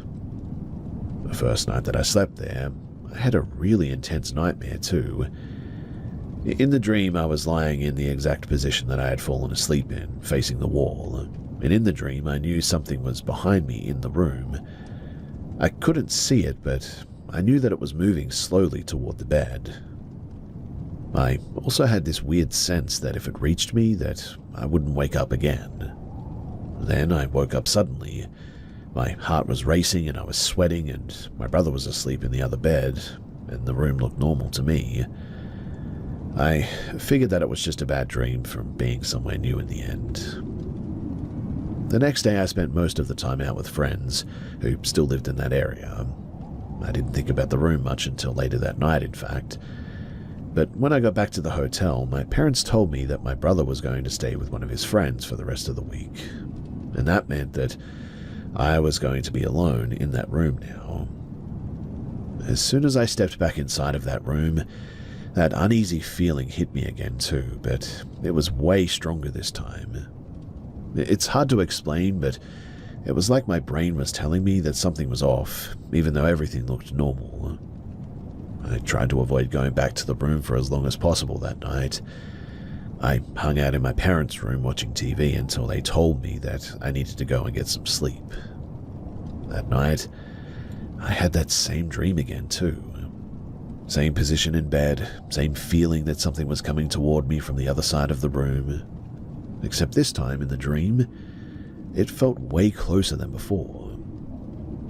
What made the dream extra strange too is that I could clearly see the wall in front of me, like the room lights were on, even though I knew that I was asleep. At some point I woke up again and realized that I was in the exact same position as the dream, facing the wall lying on my side. I sat up quickly and turned around toward the rest of the room. The lights were off, but I could see the outlines of the furniture from the light coming through the curtains. And nothing was there. Still, though, I had that strong feeling that someone had just been standing near the bed watching me. Eventually, I managed to fall asleep again, but I woke up exhausted the next morning. The third day went the same way, too. I was out with friends most of the day and tried not to think about the room at all, and that night the dream happened again. This time the thing in the dream felt like it was right behind me too.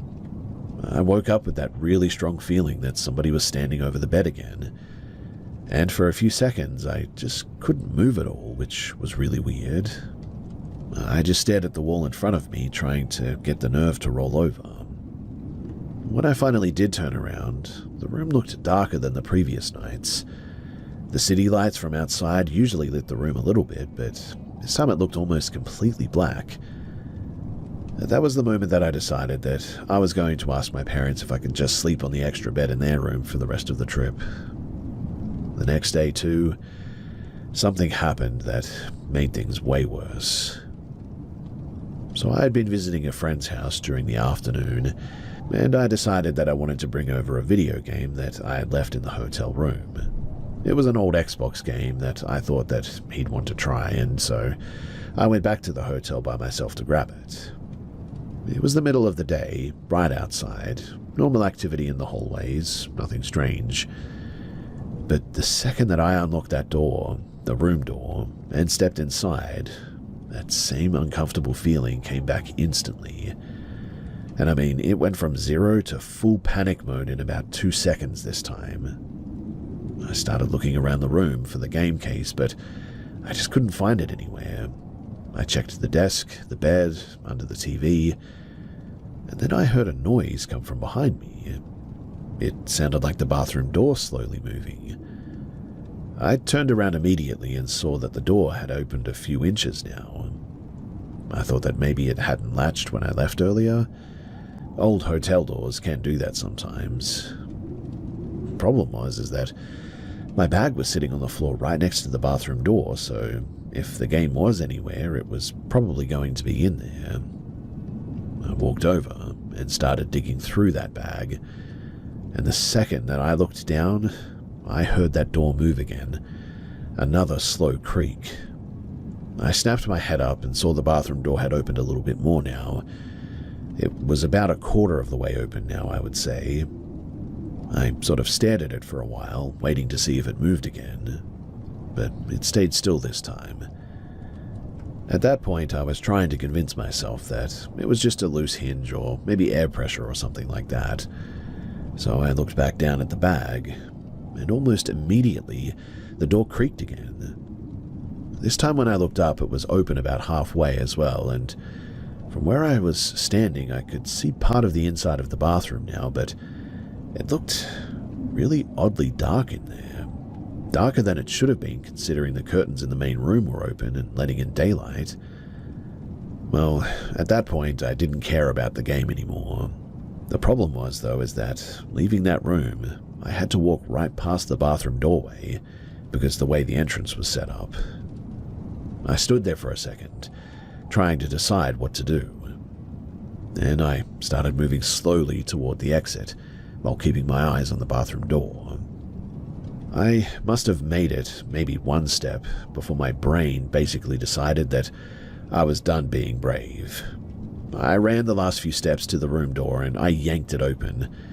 And right as I stepped into the hallway, I heard the bathroom door slam all the way open behind me.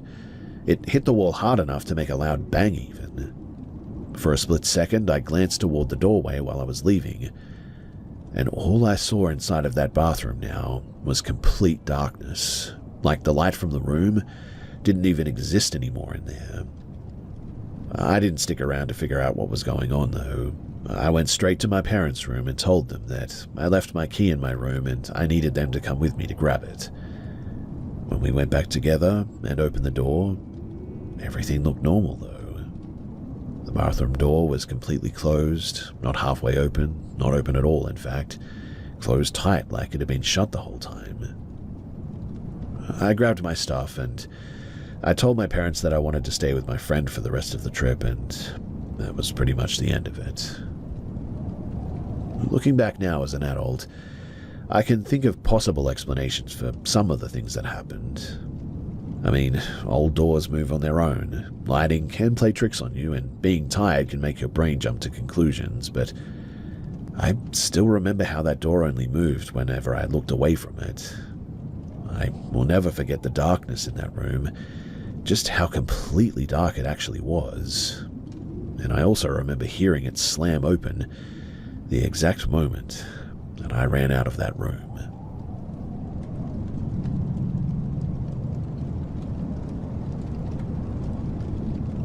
This happened a few years ago, around 2021. I've told pieces of it before, but never the full version. And out of all the weird stuff that I've had happen in my life, this one is the one that still makes me uncomfortable even thinking about it. A quick bit of context first, though. I'm not someone who thinks every strange noise is a ghost or whatever, but I do get this really strong gut feeling sometimes when something is off. I don't mean seeing spirits or anything dramatic like that, just this sudden feeling like you're not alone or that something is wrong. My mum is the complete opposite, though. She thinks every paranormal story has a normal explanation for it. Anyway, my mum and my aunt and my younger cousin and we took a trip in late summer in 2021. We rented a small vacation house for about 5 days. The main plan was to spend most of the time going to the parks, so the rental was just supposed to be a place to sleep. The house itself wasn't big. When you walked in the front door, there was a kitchen directly ahead, and to the right was a short hallway that had the bathroom and 2 small bedrooms. One of those was mine, and the other was my mum's. On the left side of the house, there was a living room and another bedroom where my aunt and cousin were staying. Pretty normal layout, really. Nothing that really stood out. So the first day was completely uneventful, to be honest. We got there late afternoon, unpacked, ordered some food, watched TV for a bit, then everyone went to bed. No weird feelings and nothing strange. The second night is when the first thing happened. So I was still awake at around 11 p.m. scrolling through my phone. The house was quiet, so I assumed everyone else had already gone to sleep, and my bedroom door was closed, but the wall behind my bed connected to the kitchen area. After a while, I started hearing the microwave keypad being pressed. Not the microwave actually running, but just the buttons making the little sort of electronic beep sound over and over again. It happened a few times too in a row. I figured that my cousin had gotten up to eat something. She was always snacking late at night. But the microwave never actually started, just the random button sounds. After a minute or two, it stopped, and I went to sleep thinking nothing of it, really. The next morning, while we were driving to one of the parks, I sort of casually asked who was messing with the microwave late the night before, and everyone said that it wasn't them. My cousin actually said that she heard the same beeping through the wall and assumed that I was the one out in the kitchen. We joked about it for a minute, and then we moved on. That night, though, things got stranger. So we got back from the park exhausted, and everyone went to bed early that night. I was again the last person awake, probably around 10 or 10:30. And not long after I turned the lights off, I started hearing knocking behind my bed. At first it sounded faint, just a tap every once in a while. I assumed it was someone in the neighboring rental unit, or maybe pipes in the wall or whatever. But after about 10 minutes, it got louder and more regular, almost like somebody was tapping their knuckles on drywall. I turned my lamp on and the knocking stopped immediately, and when I turned the light back off, it started again. That alone was pretty annoying, but not terrifying. But what actually scared me happened about an hour later. So, I was lying there staring at the doorway because I couldn't fall asleep that night. The hallway light outside of my room was on, so I could see part of the doorway. And then I saw what looked like a small white ball of light moving slowly into the room. It came from the hallway area, and it floated about halfway across the room before quickly disappearing back toward the door. It lasted maybe 2 seconds, I would say, but I sat up instantly because I thought it might have been a reflection from a car outside or something. But the window in that room faced the backyard, and there were no cars back there as far as I knew. At that point, I turned the lights back on, and I left them on that night. For the next couple of hours, I kept hearing the same things too. Knocking on the wall behind the bed, then from the bathroom wall, and occasionally those microwave buttons beeping again from the kitchen. This went on until around 2 in the morning as well, before everything finally stopped and I managed to get a little bit of sleep. The next day, I told everyone what happened, and nobody took it seriously. My mum especially thought that I was exaggerating because I'd already told them about the microwave thing the night before. I dropped it in the end and I went out again for the day. But here's where things really escalated. So on the 4th day, my aunt and my cousin left early for a volleyball tournament, about an hour away. They planned to stay overnight near the venue, so it was just going to be me and my mum at the house that evening. Around 8 p.m, we were both sitting in her room watching TV when I heard the knocking again, same exact spot behind my bed down the hallway. I didn't even say anything at first because I figured that she would just brush it off again. But after a minute, she looked at me and said, "Do you hear that?" Then it moved. The tapping started coming from the bathroom wall instead, then from somewhere in the living room area. Not super loud, but definitely noticeable. We both got up and checked around the house thinking that maybe someone was outside or something was hitting the walls or something, but there was nothing that we could find. Then we heard something fall in the other bedroom across the house, a loud plastic clatter. It sounded like a bottle getting knocked off of a table. We went to check and found a water bottle on the floor near the bed. It had been sitting upright on the dresser earlier, though. At that point, my mum started taking it a bit more seriously, and while we were standing there, the knocking started again, but this time it was coming from multiple spots around the house. Walls, kitchen area, hallway. Not constant banging or anything dramatic, but just taps from different directions. But it definitely kept happening, and we were both hearing it. The atmosphere in the house started feeling really uncomfortable all of a sudden too. Hard to explain, but both of us definitely felt it. We decided then that we were done staying there for the night. So we started packing up our bags to go to get a new hotel, and while I was carrying my duffel bag down the hallway toward the living room, I heard footsteps directly behind me, heavy ones, like someone walking right on my heels. I turned around immediately, but my mum was still in her room on the other side of the hallway, and no one was there. That was the moment that I just said out loud something like, "All right, we're leaving." And the weirdest part of the whole situation happened right then. Everything stopped. No more knocking, no more sounds. The weird tension in the house just disappeared all of a sudden. We still left anyway and stayed the night at a hotel nearby because, well, we were too freaked out to stay any longer. The next day, we went back to grab the rest of our stuff before our flight home, and the house was completely normal again. Nothing moved, no sounds, nothing weird. I have thought about this over the years too and tried to come up with any sort of explanation for it, but I just have really struggled to. I do know that both my mum and I heard those knocks coming from different parts of the house, and the timing of everything suddenly stopping the moment that we said that we were leaving, that's the part that still sticks with me the most.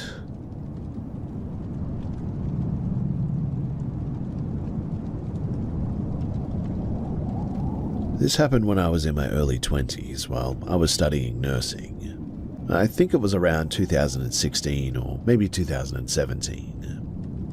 The university had student housing, specifically for nursing and midwifery students. It was located right on the grounds of the hospital where we did a lot of our training. The hospital, it was in Manchester, and the accommodation block sat on the far end of the property, behind a couple of older buildings. It was basically a cheap dorm set up for healthcare students, really. Long hallways, shared kitchen, and a bunch of small private rooms. One of the things that people always mentioned when they first moved in was that the morgue building was only a short walk away behind the pathology wing. Most people joked about it, but it did make the place feel a bit weird late at night when you were walking back from a shift. When I first moved in, I figured that the uneasy feeling that I had was just nerves. It was the first time that I'd lived away from home after all, and the building was older and kind of run down too. Pipes made noises, the floor creaked a lot, stuff like that. But after a few weeks, I started noticing things that didn't quite add up. At first it was small things, like I'd leave something on my desk, go to the shared kitchen, come back, and it would be somewhere else in the room. Nothing dramatic, but more like things like my phone being on the opposite side of the desk, or maybe a notebook moved onto the bed. I assumed I was just forgetting where I put things at first. But then the nightmares began. They weren't normal bad dreams either. It was always the same basic theme. I'd be asleep in my room, but in the dream I knew something else was in there with me. I wouldn't see it clearly, but I knew that it was standing somewhere behind me. The dreams were intense enough that I'd wake up with my heart racing like I'd just run somewhere. Around the same time, too, I started getting this weird sense that something bad was about to happen occasionally. Not all the time, but just sort of random moments where I'd suddenly feel on edge. One afternoon, too, I had that exact feeling while I was walking through the hallway to the kitchen. I remember thinking that it was stupid because, well, nothing was actually happening. But about 5 seconds later, the heavy fire door at the end of the hall slammed shut right as I was reaching for it and caught 2 of my fingers. It was nothing serious in the end, but man, it hurt enough to make me drop what I was carrying. Stuff like that happened a few times too, where I'd get that weird gut feeling and then something would go wrong shortly afterward. During my second term, I ended up taking in a hamster from another student who couldn't keep it anymore. She was moving out and basically said that if someone didn't take it, that she was going to leave it behind. So I kept the hamster in a glass tank in my room. The hamster was pretty active at night and would run around the tank and chew on things. It was pretty normal, really. One night, though, I woke up to a sound coming from the cage that didn't match anything that I'd heard before. It sounded like a low growl. I know that that sounds absolutely ridiculous because hamsters don't really make noises like that, at least not that I've ever heard. But that's what it sounded like, a low, irritated growling noise. The hamster was standing still in the corner of the cage, staring toward the door of my room while making that sound. It did it for maybe 10 seconds before stopping. After that, it went back to running on the wheel like nothing had happened. Another thing that happened fairly often involved the shared kitchen. So sometimes when I knew that I was alone in the apartment, I'd hear what sounded like somebody using dishes out there, the sound of cupboards opening or plates moving around. The first couple of times I checked because, well, I assumed one of my flatmates had come home quietly. But every time, the kitchen was empty. The weirdest issue, though, involved the oven. This happened multiple times over a few months, in fact. So, I'd put something in to cook and set the temperature to something like 180 degrees Celsius. Then 10 minutes later, I noticed the oven was blasting at like maximum heat. At first, I assumed that I must have accidentally turned the dial too far, but then two of the girls that I shared the place with mentioned the exact same problem. They thought that I was messing with the settings as some kind of a prank, in fact. The problem with that theory is that it happened to me as well when I was alone in the apartment and they weren't even home. So, unless the oven dial was broken, none of us really knew why it kept happening. The general feeling in that building also got worse over time. Whenever I went back home during breaks and then came back to the dorm, the moment that I unlocked my room, I'd get this immediate sense of tension, like walking back into a place where you knew that something just wasn't right. One of the nurses supervising my ICU placement ended up knowing about the building too, and one night during a break I mentioned the dorms to her and asked if she knew anything about them. She immediately said yes, and told me that she actually lived there years earlier when the hospital used to let staff rent the rooms there. Then, she told me something really interesting. She said that she once complained to the housing office because she kept hearing someone running through the flat above hers late at night. Heavy footsteps, back and forth for long stretches, and she couldn't get any sleep. When she reported it, they told her, though, that apparently nobody was living in the room above her. She also said that once when a friend was visiting, they both noticed what looked like somebody standing near the kitchen doorway out of the corner of their eyes, and they turned and looked, but there was nothing there. The story, it didn't really help my nerves at all, and the worst experience that I had there, that happened near the end of my stay there. So I had fallen asleep after a long shift, and I had a really disturbing dream. In the dream, there was an elderly woman standing at the foot of my bed, wearing a hospital gown. Her face looked wrong somehow, and she was laughing in a way that felt sort of aggressive rather than normal. In the dream, she said that she was going to take something from me. Then I woke up immediately. Except I couldn't move. It was like full sleep paralysis. I was awake but completely stuck, and I could see my room clearly, but my body just wouldn't respond. That feeling lasted maybe 20 seconds, but it felt way longer than that. After that night, I started leaving the bedside lamp on when I slept. The strange thing is that I had originally planned to move out earlier that year, but I ended up failing one module and had to stay in the dorms longer than I expected. And for months, I kept having this weird thought that I was somehow stuck there and would never get out of the place. But thankfully, eventually I did finish the course requirements and I moved out a few months later. When I talked about that place with other nursing students after leaving, quite a few of them admitted that they didn't like staying there either. Several said that they felt uneasy in the building, but could never explain why. And I still clearly remember that hamster staring at that door and making that weird sound that night. So strange. And I definitely remember how relieved I felt the day that I finally moved out of that place.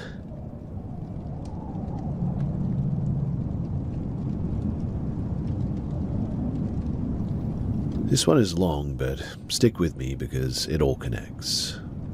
It's probably the strangest, most intense thing that I've ever experienced in the bush, and it still messes with my head a bit. It happened around 2021, near a small stretch of the Mary River in Gympie, Queensland. Not exactly a famous spot or anything, just a little swimming hole that locals sometimes use. I was on my own that weekend because a music festival that I'd planned to go to got cancelled last minute. I had my little van packed for the trip, and so I figured, well, why not just camp nearby for a night? The area that I picked was a small clearing near a bend in the river. There was a tiny waterfall, maybe 3 feet high, and a little sandy area there too. It was not crowded at all by any means. I got there around 8:30, set up my van, had a few beers, and just chilled. The night was calm, frogs, insects, the river flowing. I even took some time to watch the water for a little while. I slept alright and woke at around 6:30 in the morning to sunlight hitting the van, and that's when I noticed how trashed the spot was. Broken bottles, cans, plastic everywhere. People were absolute pigs. I had some trash bags in the back of my van from my work, so I decided to clean it up. It took me almost 2 hours, moving through the sticks and the waterlogged rubbish along the riverbank. But while I was doing this, I noticed a white ute parked about maybe 20 meters from me. Weird, because no one had come in while I was cleaning, and I hadn't seen any other vehicles. I decided to keep my eye on it, just in case, but I didn't approach. By late morning, around 11 a.m., I was moving debris in the river to unclog the small waterfall area. The water had gone sort of stagnant after the floods that happened a few months earlier, so I was shifting logs and rocks to get the flow going again. And that's when I felt it, a sudden intense sense of unease. I look upstream and I froze. There was a man standing completely still on a boulder in the middle of the river, at least 50 feet away. He was wearing a navy polo covered with brown and white circular patterns, the kind of geometric Aboriginal-inspired dot artwork that you see in modern clothing sometimes here. I blinked and looked away for a second, planning to wave and say g'day, when I looked back, and he was gone. There was no sound, no movement, and my first thought was that maybe he'd jumped into the bush somewhere, but the area was open with thin shrubs, and there was really nowhere that he could have gone without me hearing him at least. I shrugged it off at first. I mean, maybe he was moving quickly, or maybe my brain was just on edge from working in the sun all morning. I finished clearing the river section by about 12:30. The water was flowing nicely, sunlight hitting the ripples and insects buzzing, birds flying, all that sort of stuff. But then I decided to check out the boulder where I had seen this guy earlier. I tried a few small bush trails, but all of them sort of dead-ended. There was no path, no tracks, nothing. I realized that it wasn't just hard to reach too, because someone could not have passed through there without me noticing at least. Frustrated, I turned to head back. That was when I came face to face with a huge butterfly. Not a moth, but a proper butterfly, and the wingspan was easily 15 centimeters, flapping slowly. My dad loved these butterflies before he passed, and he'd always told me to look for them, saying that they'd remind me of him. I said out loud, "Show me the way," and the butterfly flapped once, then disappeared into a hidden trail that I'd missed multiple times. I followed it, twisting through the shrubs, getting scratched by twigs and pushing through cobwebs until I finally reached the river again. The boulder? It was gone, though. I mean, not in the river in the middle like before. I looked upstream and suddenly I saw the polo shirt, tied high in a tree, old and faded, torn in parts. Half a dozen other articles of clothing were hung nearby too, all too high for anyone to reach easily. My heart sort of sank at that moment too, because I realized that something weird had happened. I don't know if I had seen a full apparition or some kind of a ghost, but whatever I had seen on that boulder, I'm pretty sure it wasn't human in the normal sense. I turned back to leave in that moment.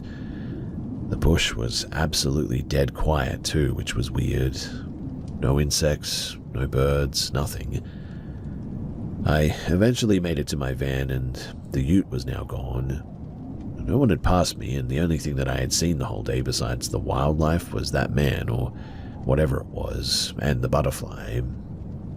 Packing up, I noticed that the energy around the river had changed.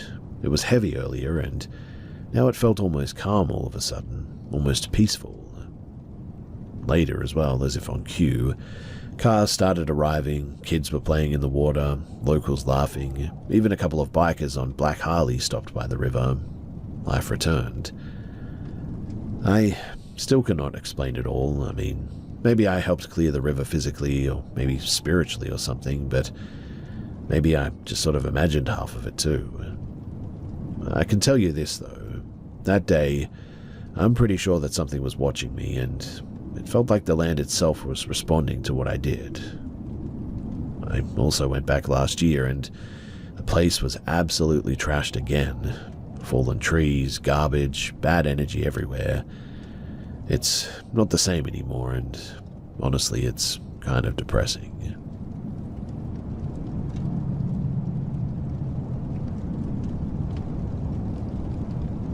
I spent a lot of my childhood moving around, but the place that I lived longest was near the coast of Suffolk in England. I only ever had one genuinely creepy experience that felt off as well, and it happened at a place called Redcliffe Fort. Redcliffe Fort is an old coastal battery. It's centuries old, built in the 18th century, and has a long military history, from defending the coast against invasions to being used in both world wars. Today, it's technically a museum, but it is falling apart for sure. Broken walkways, old cannons rusting away, and a few creepy wax figures dressed in old uniforms. I remember the staff mentioning that they were struggling to keep the place open, because funding was basically non-existent now. I went there with my family when I was about 12. I've always been into history, so I was excited to go, but it was nothing like I expected. While my parents and younger brother lingered around the cannon displays, I wandered ahead. That's when I found the entrance to one of the underground tunnels used for storing munitions back in the day. The stairs down were pretty steep, narrow, and the air smelled damp and musty. The walls were painted white, but they were grimy and sort of peeling a bit. As soon as I took a step, the echo of my shoes seemed way too loud, bouncing off the curved walls in a weird, sort of unnatural way. I didn't like it, but curiosity kept me moving down. About halfway down, I started noticing something strange. It wasn't a shadow or a sound at first, but just a feeling, I guess. Like somebody else was down there watching me. My chest tightened, and every instinct told me to turn back. I tried shaking it off, telling myself that it was just my imagination. But every step forward made the feeling worse, like the presence was shifting with me, just out of view. When I reached the other end of the tunnel, there was a display of old rifles, uniforms, and some documents in glass cases. I froze, though, because I could have sworn that I heard faint footsteps behind me, slow and deliberate and dragging. I spun around, but there was no one there. My first thought was maybe another visitor, but the tunnel had been completely empty until that point. I hurried out, and I tried to tell myself that it was nothing, just nerves or the weird acoustics of the tunnel. But when I got back outside, I noticed something that made my stomach drop. There were boot prints in the dust by the tunnel entrance, large, heavy boots, the kind that soldiers wore. Except I was alone when I went down there, and those prints had definitely not been there before. I stayed there for a little longer, wandering near the old gun emplacements, but every time that I turned a corner or stepped onto a walkway, I felt that same pressure again, the sense that somebody was right behind me, just out of sight. I finally convinced myself to go back to my parents, and I don't think that I've ever walked faster in my life, in fact. Years later, I did some digging about Redcliffe Fort. Turns out that it has a pretty notorious reputation. People report hearing footsteps in those tunnels, shadowy figures in the bunkers, and voices whispering things like leave or go back. There's one story that really stuck with me too.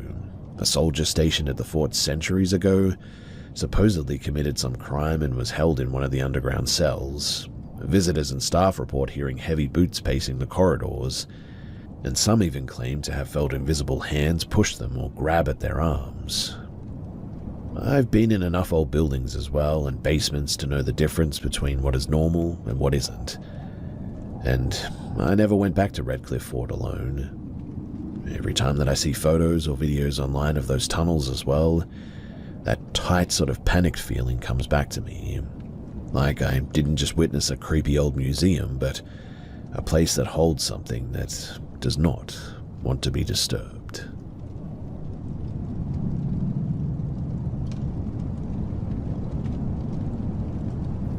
So me and my sister were sitting in the garden at night after we came home from a walk, and I saw a small flash out of the corner of my eye, but I ignored it at first because I wasn't sure if my mind was just playing tricks on me or not. But then she goes, "Hey, did you just see that flash?" I said yes, and we kept talking for a few more minutes, and while I was facing her, I saw another flash out of the corner of my eye. She saw that too, and then we saw a huge star appear. There were no other stars around that night. Then the star disappears and reappears multiple times. After a bunch of times of this, it disappears and then reappears a couple of inches in the sky away. It did this a few times until it had moved halfway across the entire sky, maybe in about 5 seconds. We started freaking out, and I take her phone and try to record it, but the videos weren't that good. I do have them though, and so I have some proof of it. My sister runs inside the house, and she comes outside with my mum and my other sister, and my mum isn't that impressed because she can't see it moving. It just looks like a regular star at first. She eventually goes back inside, and then immediately after we see the shooting light come back. But this time, there were many of them. But they seemed almost high-tech, and they formed formations that didn't seem to make any sense. We call our mother back outside, and this time she can definitely see them. We stand and watch them for at least 10 minutes, and my mother can clearly see them, so she starts praying, and my sister is freaking out. My other sister didn't come out again. She didn't believe us because the first time she came out, she didn't see anything. My mother and sister start freaking out, and they went inside. I wanted to stay and watch though, but I was sort of scared to be alone outside after seeing that. My sister starts texting her friends, but they don't believe her, so she asks me if we can go back outside so she can try and get a good picture of it. So we go outside, and we spend like another 10 minutes recording, but all the videos were pretty bad because it was nighttime. This time we stand and watch in silence though. We even saw a few things that looked like small planes maybe, which would disappear after a few seconds. I watched a small light slowly glide across the sky, and then it would disappear and reappear somewhere else. Similar to the first UFOs that we saw, but this one was far more away. It was really weird to watch because I think I was literally witnessing some sort of like teleportation. It's been 4 hours and I'm still trying to process all this. Also, when they disappeared, they'd sort of shrink and blink or shine similarly to in cartoons when characters would throw something into space. If anyone knows what I'm talking about, then do comment below because I'm not sure of the word for it, but that's what it was like. Then we see multiple lights move at the same speed, and they were making a large square formation. Then I make a joke and said, "What if it's one big mothership?" And that makes my sister freak out, and she runs inside. Now my family is really scared, and my sister even asked me to stay in her room until our dad came home from work.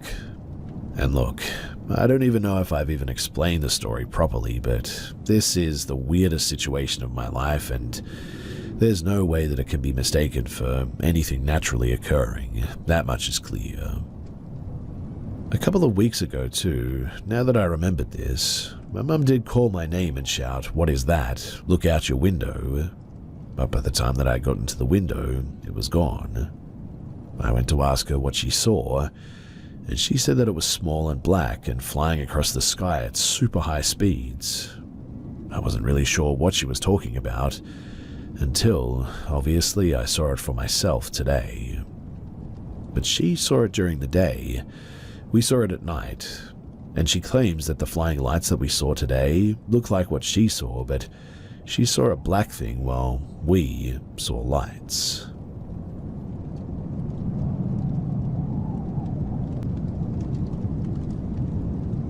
Since my daughter, 18 months, was able to wave, babble, and generally interact with people, she's been interacting with someone or something hiding in our closet. It all started with waving.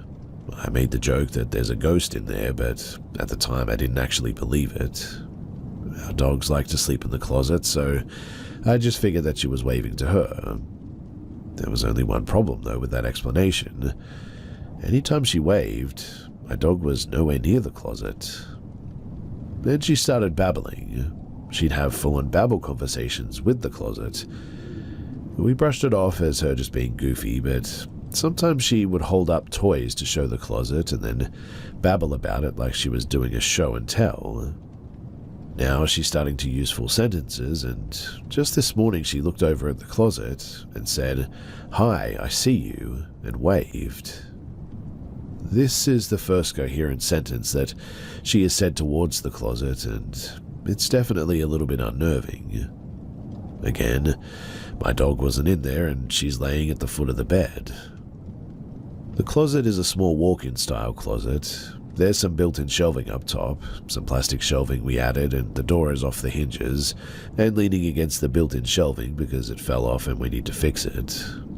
There isn't a single thing in there that looks like a human or anything. I've always been a bit sensitive to these things, but more so when I was a kid. I like to think that if there was something in that closet that I would feel it, but now I'm doubting myself. For context, we live in a trailer built in the 80s, not even an old house. As far as I know, the only deaths that have happened in this house were a couple of pets the previous owner had, and when my daughter talks to whatever is in there, she always looks up like a tall person is standing there, rather than a cat or a dog.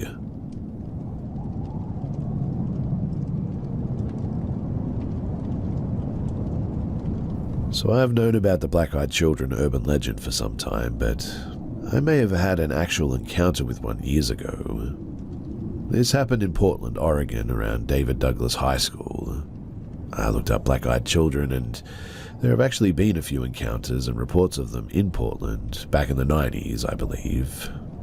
This encounter, though, happened to me during my high school years, so around 2009 to 2011. I can't remember the exact year, but I want to say I was about 14 at the time, and it was late, around 12 or 1 in the morning. Maybe a bit later, but I believe it was a weekend. Anyway, my brother and I were up watching South Park, and we heard a knocking on our garage window. Then I heard a knocking at our window. We had one of those huge windows that covered the front of the house.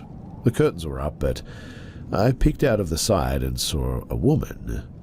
She looked very pale, with black hair, and her eyes were really dark. Now, she very well could have been a tweaker, I know, but it's the next part that creeps me out the most. So after knocking on the window, she then knocks on the door and asks us to let her in. Me being the person that I am, I'm like, heck no, but my brother, who was like 10 at the time, walks over to the door and says that he's going to let her in. I have to forcibly hold him down until the person leaves. My mum and her boyfriend wake up from hearing me holding down my brother. They ask if somebody knocked on the door, and I tell them what just happened. One thing that I had heard is with Black-Eyed Children encounters that sometimes they'll force people to do things with no recollection of them doing it. Why I bring this up is that I asked my brother if he remembers the lady, the knocking or trying to let her in, and he always tells me that he doesn't. To this day, the experience really creeps me out since I ever first heard of the Black-Eyed Children phenomena, because everyone who has claimed to have had an experience with them have said exactly what I experienced.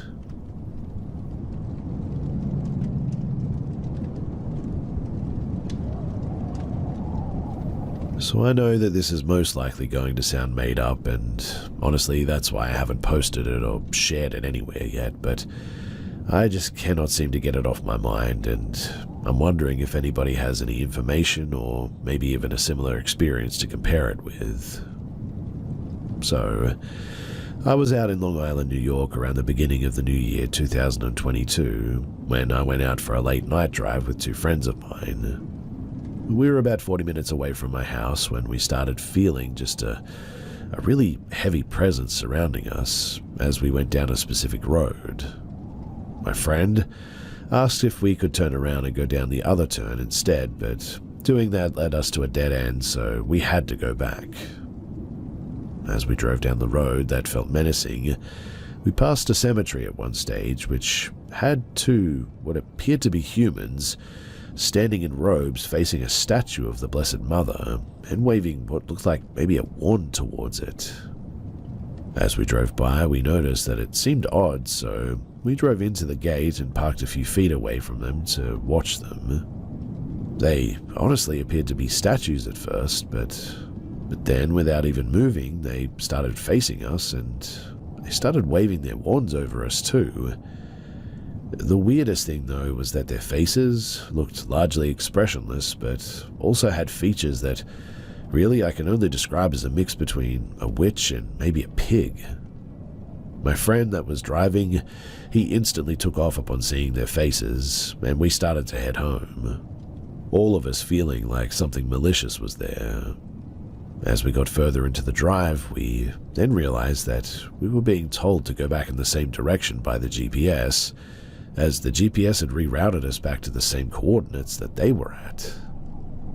Needless to say, we did not follow the GPS or go back there, but we all returned home that night, and we also felt sick all night, each of us, which was really weird.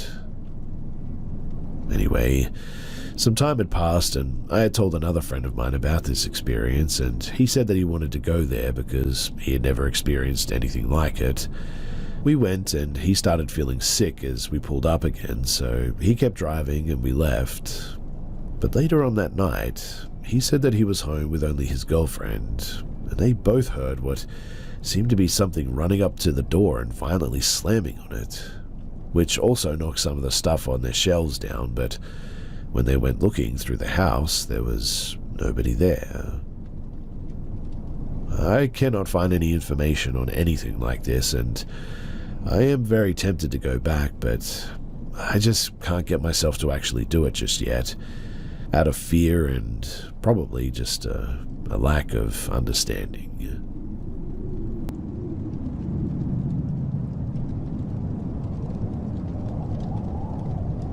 I've been busy dealing with the wake of a family tragedy, but now that things are returning to the new normal, I figured that this was a good time to share this.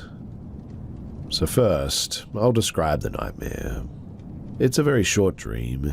It's a very clear memory, just because of how scary it was, I guess, but I was about 4 or 5 years old, perhaps 6 at most, and my twin brother and I had a bunk bed in a room at the farthest end of the house that we grew up in.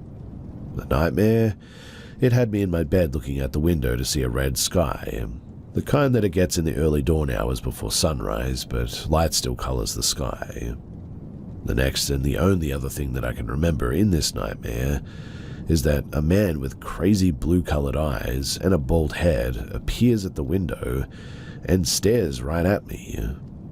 The nightmare ends there, but I remember just how much I screamed and screamed about it. I don't know where my brother was at the time when I woke up screaming, and the only thing that I can remember from when I woke up was having my mum come and get me and calm me down as she took me to her bedroom down the hall.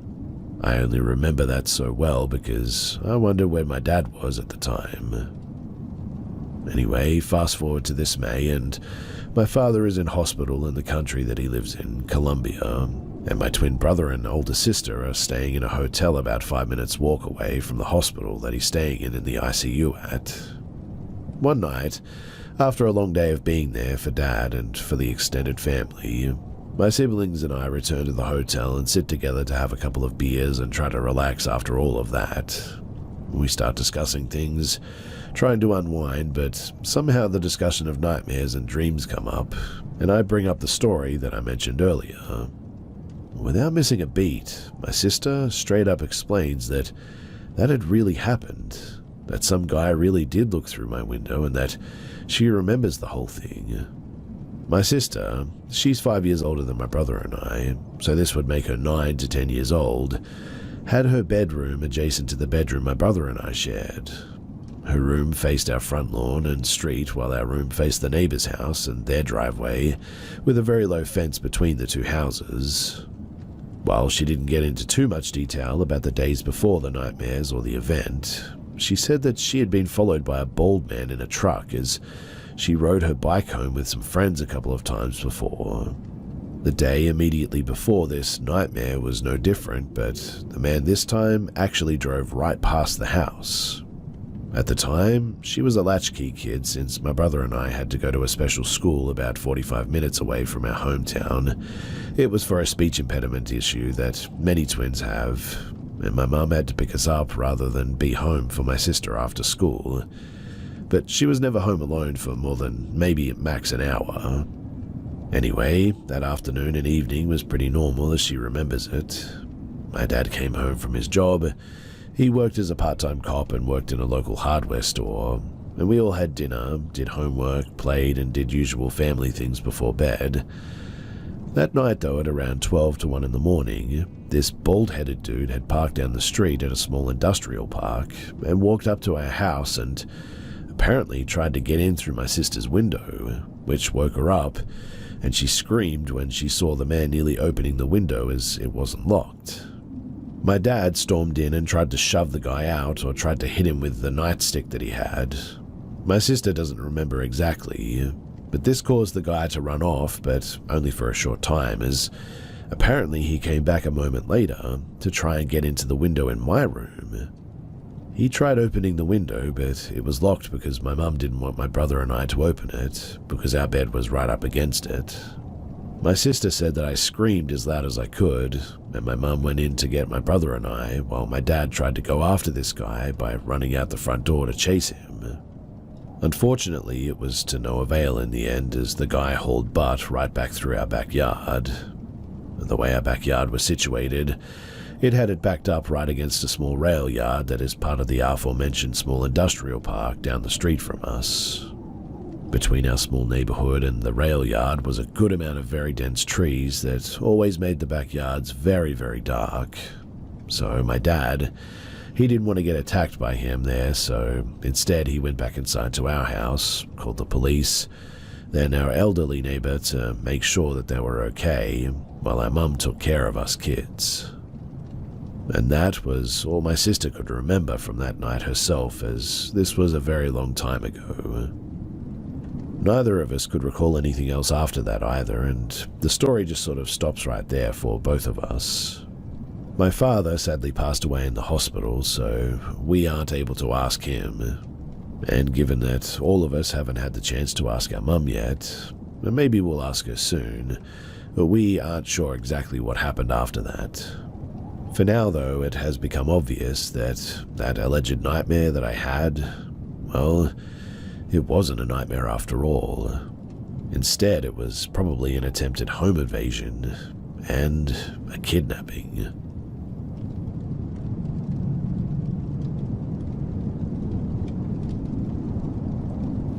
I work full-time as a deputy sheriff in a very rural part of the northern US, right outside of a Native American reservation. Although I do several things for the sheriff's office, I mainly work inside the sheriff's building itself and the jail. In my time in law enforcement, I've seen many things I can't understand, but here are some of the most memorable. Inside the jail lies a medium security housing unit. The inmates stay within their cells from 2200 to 0500. During that time, several inmates are allowed out to assist with cleaning and laundry duties. I've always had a bit of a weird feeling inside of this cell block, but every once in a while my fellow officers, and even some inmates, see a man that we call the Watcher. Late at night, as officers walk the cell block, we will occasionally see a man behind us wearing white inmate worker clothes.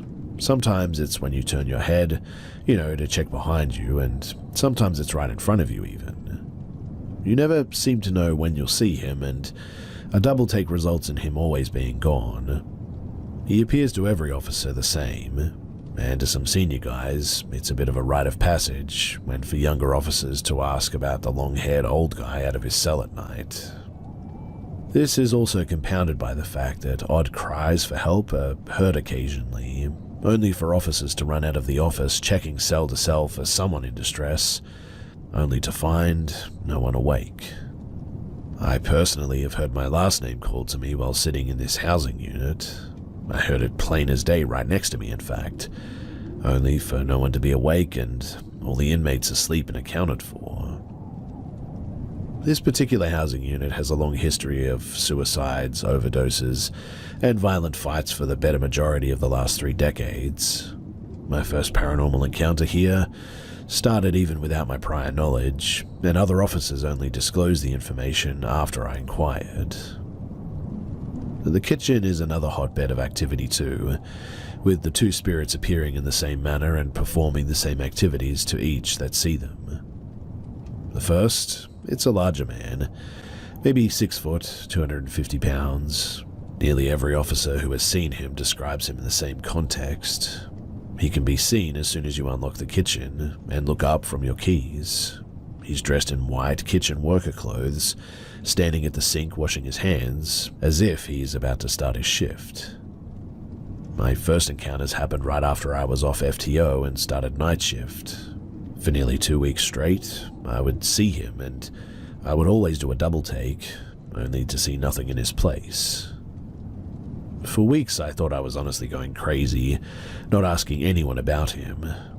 It was only after one day that my supervisor comes running into the office screaming about seeing something in the kitchen, only for his horror to be compounded when I gave an exact description of the individual and the task that he was performing. My supervisor, who is a devout Mormon and a firm critic of anything supernatural, was scared so badly that he refused to enter the kitchen for a very long period of time after that. The second spirit of the kitchen, though, is the exact opposite of the man in white. He is faceless, and only a faint orange glow is seen, the same shade as an inmate jumpsuit perhaps. He's seen when you go to lock the kitchen door. The squeak of an inmate's shoe is heard and an orange glow rushes you as if he's trying to escape the kitchen before the door is closed. The kitchen also has a history of inmate death, with records from the 90s reporting an inmate breaking in and using the kitchen knives to, well, end his own life. But no place in the entire jail has more horror and terror than the maximum security wing. Activity is non-stop, from random door slamming to lights burning on and off. A personal favorite of mine is when you're in there, inmates can be seen at night walking the top tiers on cameras and in person, only for you to rush in about to confront an inmate for being out past bunk up, only for every door to be secure. There's random screams that are heard coming from areas where no inmates are housed. Footsteps happen so regularly that many officers don't even react anymore. But my all-time favorite is the time when an officer witnessed a female inmate, through one-way glass, exit her cell in the middle of the night without him unlocking it. The inmate proceeded to wrap a noose around her neck, climb the railing and jump off the top tier. Several officers witnessed this happen too. Radio calls to dispatch were made, emergency tones rang out, only for the officers to open the cell block door, make entry, and see nothing. The odd thing about this incident, though, was that this cell block only housed male inmates, but several years prior was a dedicated female housing block. One place in the jail that has been terrible in particular over the last several months or years is Cell 19. It has housed dozens of inmates, but most either have some mental episode that results in them being institutionalized or moved out within a few days. Examples include completely normal inmates going to bed, only for them to wake up in the morning screaming, rushing out and giving evangelical sermons warding off evil. Normal inmates getting housed only to have a horror show of health issues in the day following. Heart attacks, strokes, and seizures for inmates normally of good or moderate health. In the most recent case, an inmate who was a prior co-worker of mine at another job attacked several officers inside the cell following cries for help. It took 6 officers, a taser, pepper spray, and a restraining chair to subdue the guy. The reason why officers responded? He was choking out his cellmate completely without cause. Following this, the inmate was placed in an observation area but was seen taking off his socks and shoving them into his mouth, only for him to be saved from passing out when an officer took them out. The inmate in question the next day was seen looking directly into the camera and breaking his hand seemingly without any pain. That man, mind you, is in his 70s too. Many things can be explained to simply being because of the high stress environment and the nature of jail, right? But many things experienced by officers with no prior knowledge of the happenings, and the fact that they happen so often is why I felt the need to share this. If you think that any of this is false, then simply consider it entertainment, I suppose, but I can assure you that I've lived through it, and it is not pretty.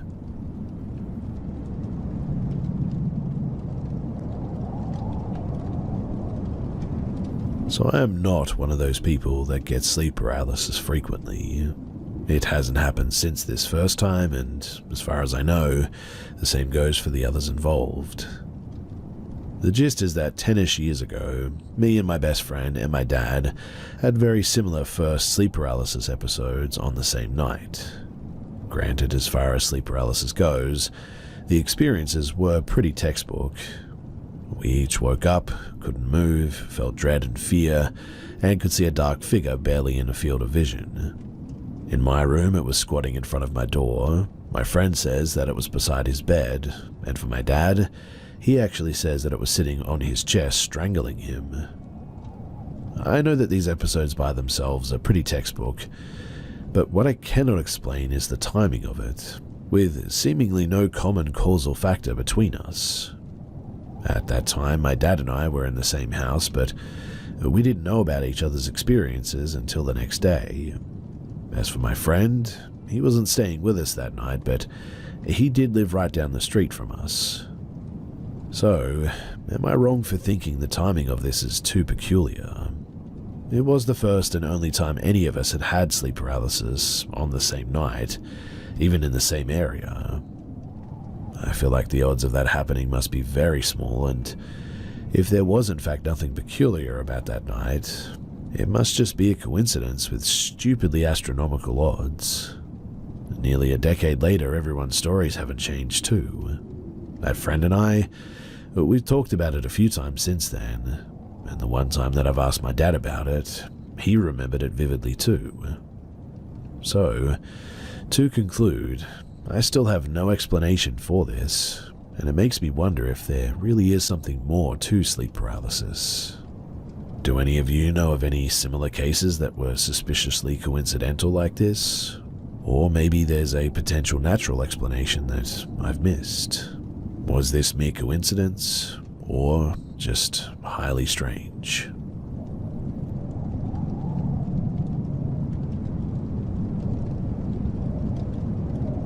So last night, I awoke to the unsettling noise of loud banging and my dog's frantic barking. Living alone with my girlfriend, we had grown accustomed to our neighbors' domestic disputes, and I have called the police often on them. I stumbled to the bathroom as the walls there are pretty thin and separated our duplex from theirs. As I approached the bathroom door, the entire house was dark and a tall shadow was in my bathtub. I wasn't wearing my glasses and I am incredibly nearsighted, so I struggled to discern at first whether the shadow was merely the shower curtain or what it was. But then, the shadow spoke. I don't know what he said, but the gut-wrenching panic I felt is still fresh. I screamed and fled back to my bedroom, slamming the door behind me. My girlfriend, now awake and terrified, joined me as I dialed the police. They instructed me to lock the door, but my bedroom doesn't have one. With the banging growing louder and more aggressive, I braced myself against the door, praying that help would arrive in time. To my relief, the police arrived swiftly in only 5 minutes.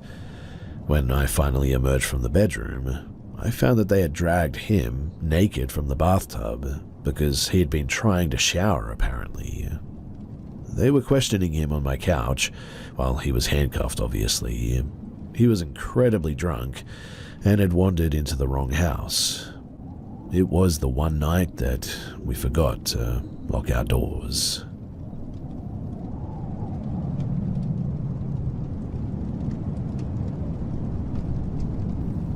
So my family used to celebrate Bonfire Night when I lived in the UK. If you don't know what that is, well, you probably should have listened in history class. Anyway, our tradition was to buy paper lanterns, write notes to everyone that we lost, put them inside, light them up and watch them burn out into the sky. It's pretty beautiful now that I think about it. I was at my grandma's when this happened, and we were all in the back garden from memory. After letting go, we cheered and cried, but we were happy. At one point, my memories are a bit hazy, but the things that stood out were so vivid in my head. I was on my mum's shoulders, and everyone was talking about my great aunt, who'd passed several years before. She was the rock to the family, and my first ever memory of my entire life is with her, in fact. Now, the next door neighbor's house was dark, and nobody was inside. For context, there was a small alleyway in between the two houses that led to a door to the main road. I couldn't see much as it was nighttime, but I looked at the neighbor's house and around until I saw this little girl with very long white hair, and dressed in all white too. It really felt like she was glowing in the dark almost. She was walking down the alleyway, and I freaked out instantly and started crying and screaming at my mum that there was a girl walking down the alleyway. They checked, but there was no one there. Mum said that I was just too tired and needed to go to get some sleep. Weird from her, since she's a big ghost believer, and so I thought that she would believe me, but anyway, now the next part is extra weird. So I actually got the chance to speak to the neighbors one time after this. I don't know how long after, but I was still pretty young. I used to be a bit of a weird kid that was sociable to anyone. Thank you, ADHD, but the man was a really nice guy with a really cute dog. His dog had jumped over the fence to see me in my grandma's garden while I was playing, and this led to a conversation with the neighbor. I asked outright if they had a kid, and he told me no, and that they were waiting for the dog to pass to try and have one. That they were a young couple, and I was honestly pretty shook by this. I told him what I saw that night. He took a while to respond, but when he did, he told me to sit down next to him, and he looked me in the eyes and said, "I believe you. I've already seen her before. Don't worry, you're not crazy." Something like that. Out of nowhere, he drops a bombshell on me saying that, in any case, our brains are like cylinders on a satellite in space being controlled by something, and whatever we perceive as life is just simulation. Obviously, these are not his exact words, but it was something close to this. He continued, "That's why I know you're not lying, and that's why ghosts exist." He looked visibly freaked out, told me that I should leave, and I never ever saw them again after that, which is kind of crazy. It was a very strange experience, both the girl that I saw and the conversation with this guy. I don't know if he actually believed what he was saying or if he was just saying it to try and make me feel better, but whatever the case, it was strange.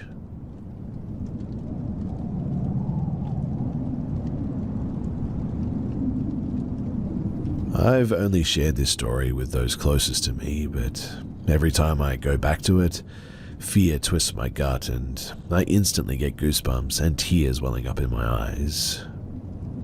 Before I tell you guys about it, a little bit of background about me first. At the time, I'm 40 years old, married with 2 children, enjoy walking nature in the mountains, and take photos when the weather permits. I'm not religious, but I try to hold on to Cartesian thinking.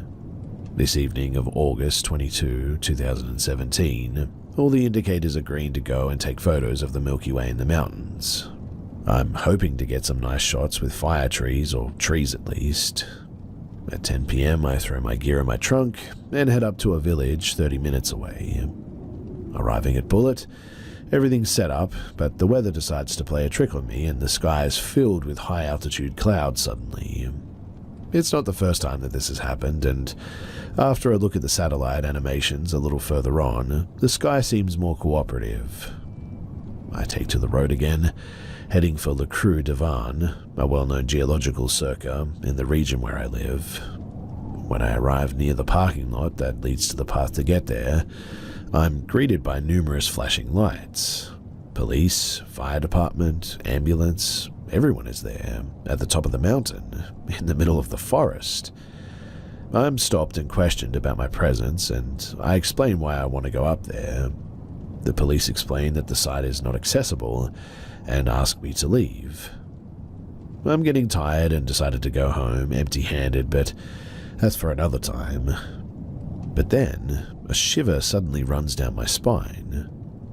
I've been driving through the forest for a few minutes when I come to a clearing. I was driving slowly for fear of running over nocturnal animals. And there, in my headlights, there's this, well, he's there. At the side of the road, it's there. My eyes are riveted to this thing. I'll only see him for a few seconds in the end, and the time that it takes to overtake the car, but it feels like an eternity. He's tall, very tall, over 2 meters at least.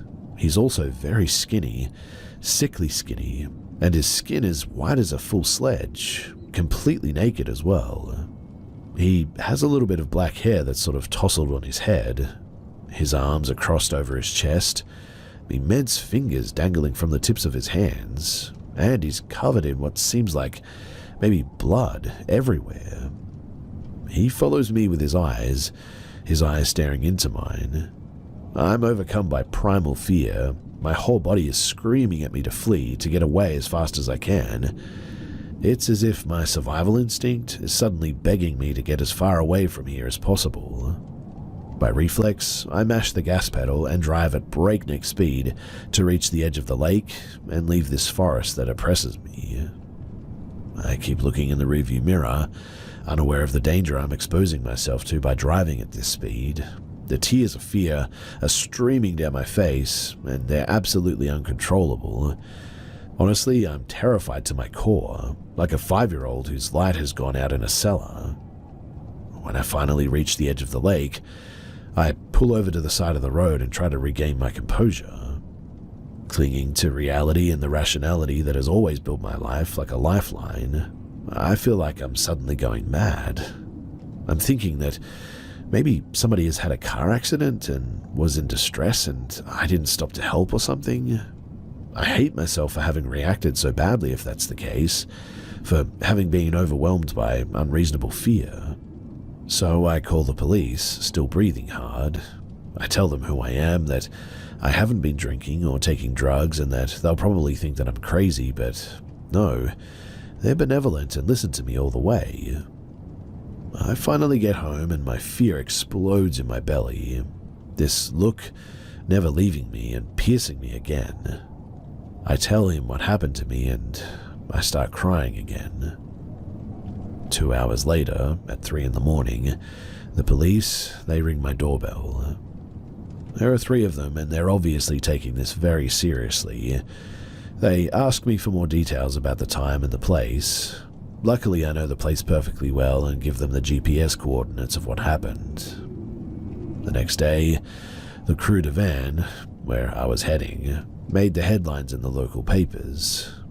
Apparently, 2 people had died there in the middle of the night in a microlight accident.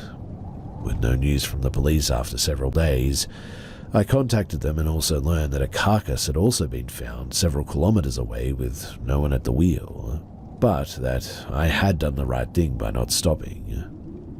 I'm 47 years old now, and I've been back to that place many times, day and night, because it's a place that I really love.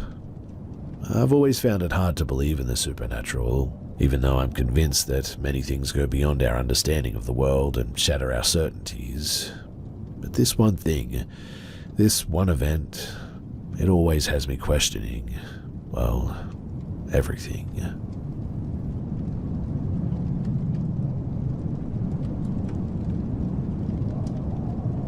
I went to a wedding of my friend Courtney about 2 days ago, and I still cannot shake my mind over what happened. For context, I grew up in a very religious household and went to a church every Sunday, and Courtney is probably the only person from my old church that I still keep in contact with. The situation started at the reception. Courtney was super excited to see me, and was definitely the only person who felt that way, judging from all the stares from the people at my old church. I sat down at my table and started playing something on my phone when some guy sat next to me. He said that the seating chart said that he was supposed to sit at my table, and introduced himself as the groom's friend, Anthony. He was pretty cute, so I spent a lot of time talking to him and we really hit it off. He didn't seem to judge me for being an atheist and seemed genuinely interested in me. When the dance started, they started playing Brown Eyed Girl and he offered to dance with me. We danced together for most of the night, until he left to go to the bathroom, and a little later I did too. When I came out, I saw that my purse wasn't on the table, which was weird because I swore that I left it on there. I was tired though and thought that I had just left it in my car, so I went into the parking lot and into my car to look for it, and found it on the center console. I still brought it inside, but at that point it was pretty late in the night, so I didn't think too much of it. I danced some more and noticed Anthony was gone. I asked the groom, who said that he had gone home because he wasn't feeling too good. And pretty soon I started feeling pretty sick too myself, so I said bye to Courtney and went to my car. As I put my keys in the ignition, I looked behind me and saw something weird. It looked like something had ducked down from the trunk. I took my keys out and looked back there, and that was when I saw him. Anthony was crouched down in the trunk of my car. I started screaming and ran out with him chasing after me. I went inside and told Courtney, who immediately told her husband, who walked me back to my car where Anthony was nowhere to be seen. Courtney's husband said that he didn't see his car anywhere, so he probably left. I left, and I still feel sick to my stomach thinking about it. He could have easily gone home with me and killed me if I hadn't have looked back. Courtney said that she feels terrible that she invited him and that she had no idea that he would do that. I haven't stepped out of my house since because I'm worried that if I do, that he'll be waiting for me like he was before. The last couple of days have been a bit crazy for me, but unfortunately my address was on my ID, and as I learn now, Anthony took photos of it. Anthony and the groom aren't exactly friends, but they know each other well enough for him to be invited. After the whole fiasco, the groom tried to text Anthony about it, but got no response. Anthony showed up at my job and was lurking around the parking lot before he ran off when he saw security. He left me a note on my windshield that just says, "I'm watching." Security at my job has been notified about him, so hopefully I'm safe there. I was told by other people that went to the wedding that he was introducing himself as my boyfriend, and that he was planning on proposing. I'm currently trying to file a restraining order against him and feel horrified. He lives in my city and knows where I live, so I'm staying at my aunt's house as I speak, and if anything else happens, I'll be sure to let you guys know.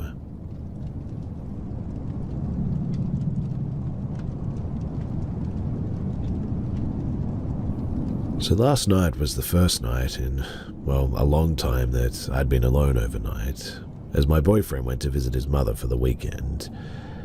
I was talking on the phone when suddenly my call seemed to have been hijacked, and a raspy female whisper with a kind of static sound began to speak in words that I didn't understand, and I quickly got the feeling that I needed to end the call, which I did almost immediately. A short time later, I hear a soft tapping, almost like someone lightly packing cigarettes, right outside of my door, and I have no idea what it was. It went on sort of rhythmically for a couple of minutes, then stopped. Obviously, I was pretty spooked by this, but went to sleep a while later without further incident. Then, shortly after I woke up this morning, I heard a male voice, but it didn't sound like a real person. It sounded like an old record. It was very high staticky, and I couldn't understand some things it said, but it did keep repeating like hey and hi right outside of my door. Neither of these occurrences are particularly worrying, but altogether it gives me the creeps.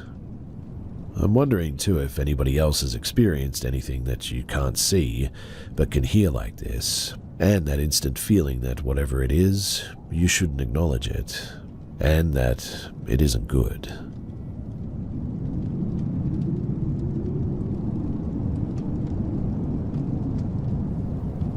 My mum's father died when she was around 18, and ever since I can remember, she frequently visited his grave at the cemetery, decorating it, visiting, and so on. When I was too little to be left alone and my dad wasn't home, she would always take me with her too. Ever since I can remember, I have hated that cemetery. Being there always made me anxious, scared, gave me bad vibes, whatever you want to call it. I would always refuse to get out of the car at first until, inevitably, being alone sitting in the car got too scary, so I got out. The grave isn't far from where you'd park your car on the pathway thing, so I could get out and join my mum easily enough. Because of this, there's a tree nearby between the graves and the road. Getting out of the car always made the feeling worse, even if I was with my mother.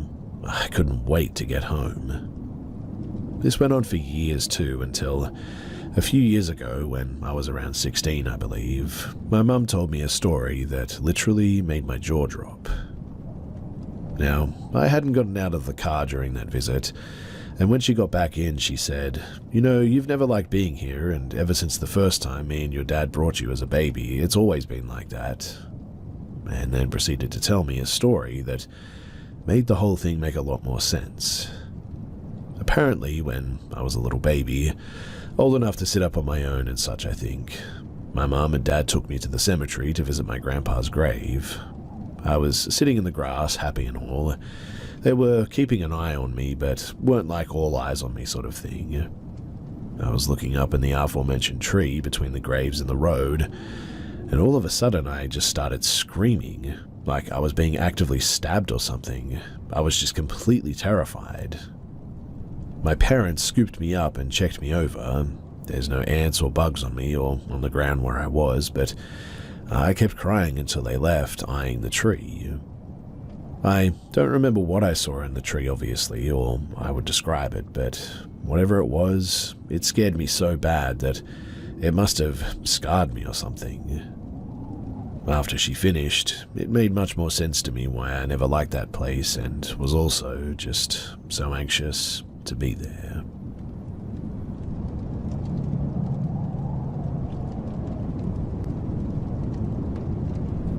I just got back from a mini vacation with my wife in Pigeon Forge, Tennessee. The cabin was in a populated area, but hidden from the road on top of a hill. My first impression was that it was a little bit eerie, but I brushed it off and assumed that it was just because of the horror movies that I'd recently watched.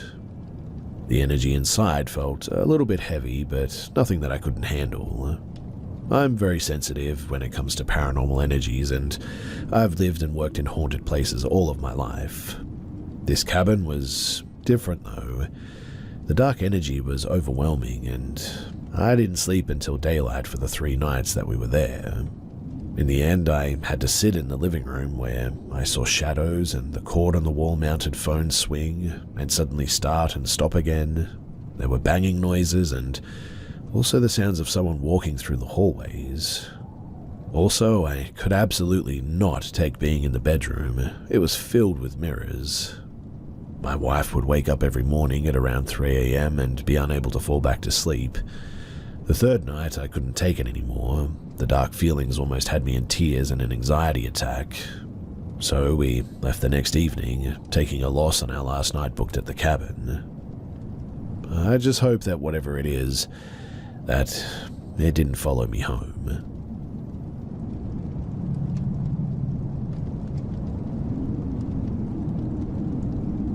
I bought my house in 2013 and was aware that before we moved in, an elderly lady had lived there for around 4 years before passing away.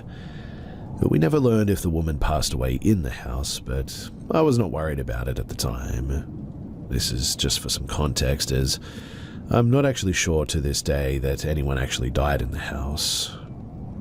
Anyway, in June of 2013, one night before we moved the furniture to the new house, my wife and our 2 toddlers were painting and it was getting pretty late. My wife decided that she would take the kids and head to my parents' house for the night. While I was painting alone in the master bedroom, I heard the toilet seat slam down violently in the guest bathroom on the other side of the wall where I was painting. I mustered my courage up and walked around the corner down the hallway, stepped into the bathroom and turned the light on, only to find that the toilet seat was up. The second thing that happened was in December of 2013. I remember this because it was around Christmas time and we had just finished loading up the car to head out to Florida from Texas. I had just gotten into the car that was parked in the garage facing the road. My wife was inside, checking that everything in the house was set for our 2-week trip. Shortly after I had sat down and started the car, my wife sat down next to me and shut the door. And almost immediately after my wife sat down, I swear that I saw a figure of a person walk behind the car in my rearview mirror. I looked at my wife and asked if she saw that, and with a cold look of fear on her face, she muttered, "Yeah." I ended up searching the house for 15 minutes because I was convinced that somebody must have been in there, but in the end I found nothing. The last occurrence that happened was actually in 2016. It was late and I was in the office playing Minecraft on my PC. I fell asleep while playing in my chair with my shirt off and woke up to the touch of a hand on my chest from behind me. While still sort of half asleep, I started to open my eyes and felt nails digging into my skin and sort of yelped. I jumped up and went into the living room and flipped the light on and had 3 claw marks on the left side of my chest. Additionally, my wife had just been given 2 Japanese geisha dolls that were set on the mantle over our fireplace, and I got a really eerie feeling upon looking at them as I walked into the living room and threw them away. So this may have been something else, I'm not too sure. The dolls were bought at an antique shop and were a gift, but still, there was something off about them, and so, in the end, I got rid of them.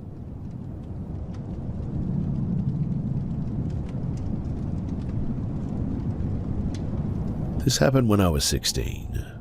I was staying with my best friend at an old plantation house in Inverness, Mississippi. It had a very old shack out back on the property. We had been on the Ouija board earlier, and afterwards I set a video camera on the staircase, aiming at the Ouija board. After watching the recording, we noticed orbs coming out and back into the Ouija board. I didn't even know about orbs at the time, but I just thought that it was pretty cool. I didn't realize that we'd actually captured something very interesting. Really, I wish that I still had that tape too. Anyway, later that night at around 3 a.m., my friend's nephew, who was about 3 at that time, came out of his room walking in a sort of daze. We asked him what he was doing, and he didn't answer. So we asked again, but said his name. He sort of looks at us and says, "Eyes are not Nicholas. My name is Samuel. I live out back in the slave house." This was not Nicholas's voice, too. I mean, he had never heard anyone speak in that sort of slang before. He then turned around and went back to his room and went to sleep. I asked my friend if Nicholas had ever spoken like that, and he just slowly shook his head. We were both pretty freaked out, but not scared. Nothing ever felt really malevolent or anything. I'm 42 now and starting to realize that my life is on a downward spiral to death. It honestly scares me, and I just want to be with my family and friends again after this life. When I start to doubt myself about it just being nothingness, after I reminded myself about what I experienced that night, I always feel a little bit better. It hasn't been religion or anything like that that makes me believe that there's something after this. Instead, it was that experience that night. I know what I experienced, and I know that someone entered back into our reality for just a couple of minutes then. So they had to be, well, somewhere else. And that is what gives me some comfort when I think about death.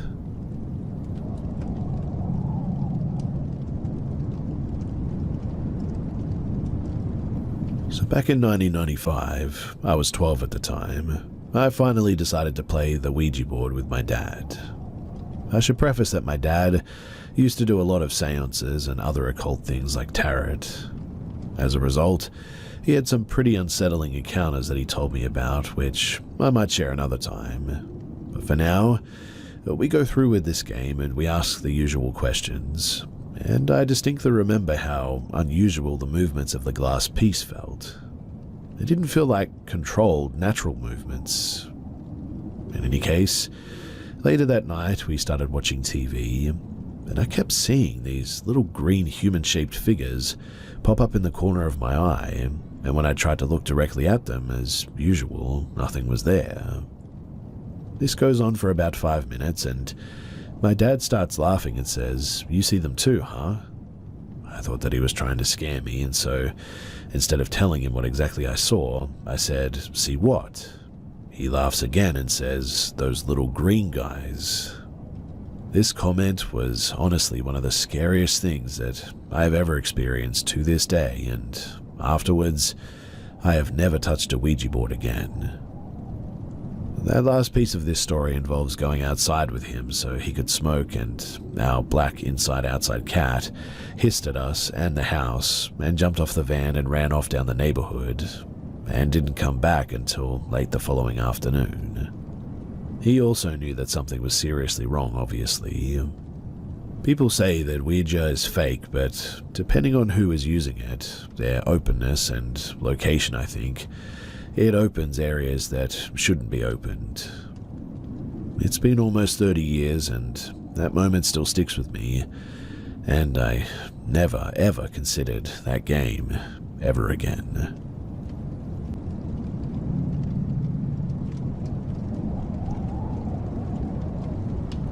Over Valentine's Day weekend, my new wife and I spent our honeymoon in New Orleans.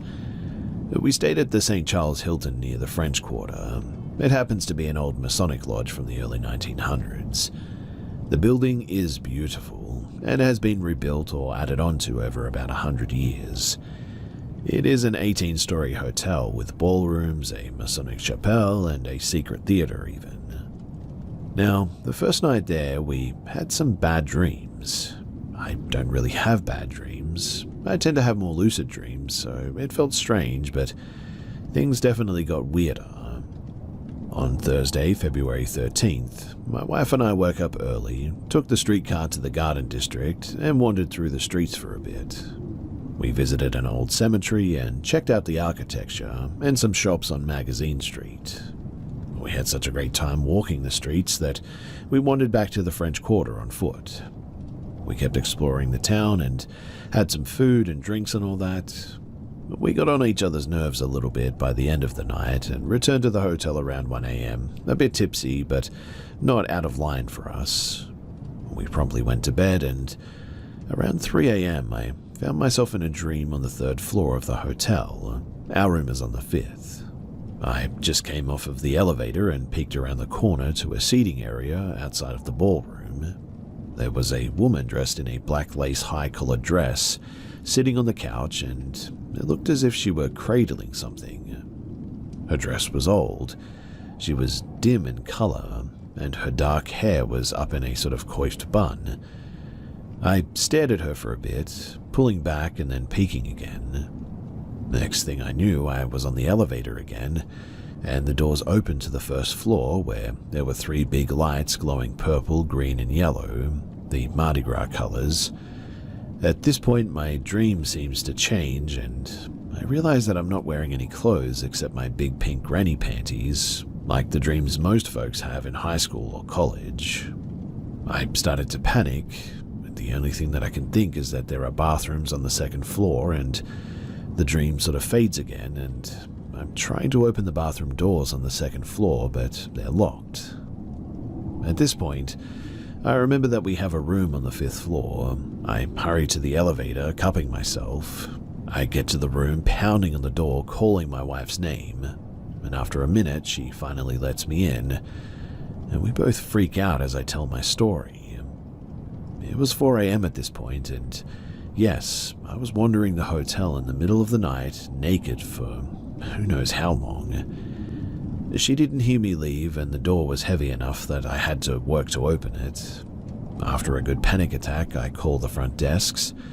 The gal didn't want to talk about it, but assured me that nobody could get the videotapes without a subpoena. We both took time to calm down a bit, and I eventually went back to sleep at around 6 in the morning. Now, I have not slept walk since I broke my arm and my collarbone when I was about 4. I tried talking about the incident with the night security gal on Friday, but she said that she doesn't mess with that stuff. On Sunday, I asked the evening front desk gal about ghosts in the building, and she told me of a man on the 5th floor, a woman in black on the 3rd, and a woman in white that was seen anywhere between the 2nd and the 14th. Technically 13th due to skipping it, but she told me about the building history and the Masonic Lodge and gave me a cool printout of the history of the building. I then told her my story, and she was creeped out but wanted more details about the woman in black because she wasn't seen much. She believed me though, and honestly that felt pretty great. Over the rest of our stay though, we still had some rough dreams and sleep only came to me after about 4 in the morning. The TV also turned on by itself multiple times, which was very weird. I still don't know really what happened that night, and I have no idea how I ended up on those floors and what was going on, but I cannot help but think that maybe I was possessed or something.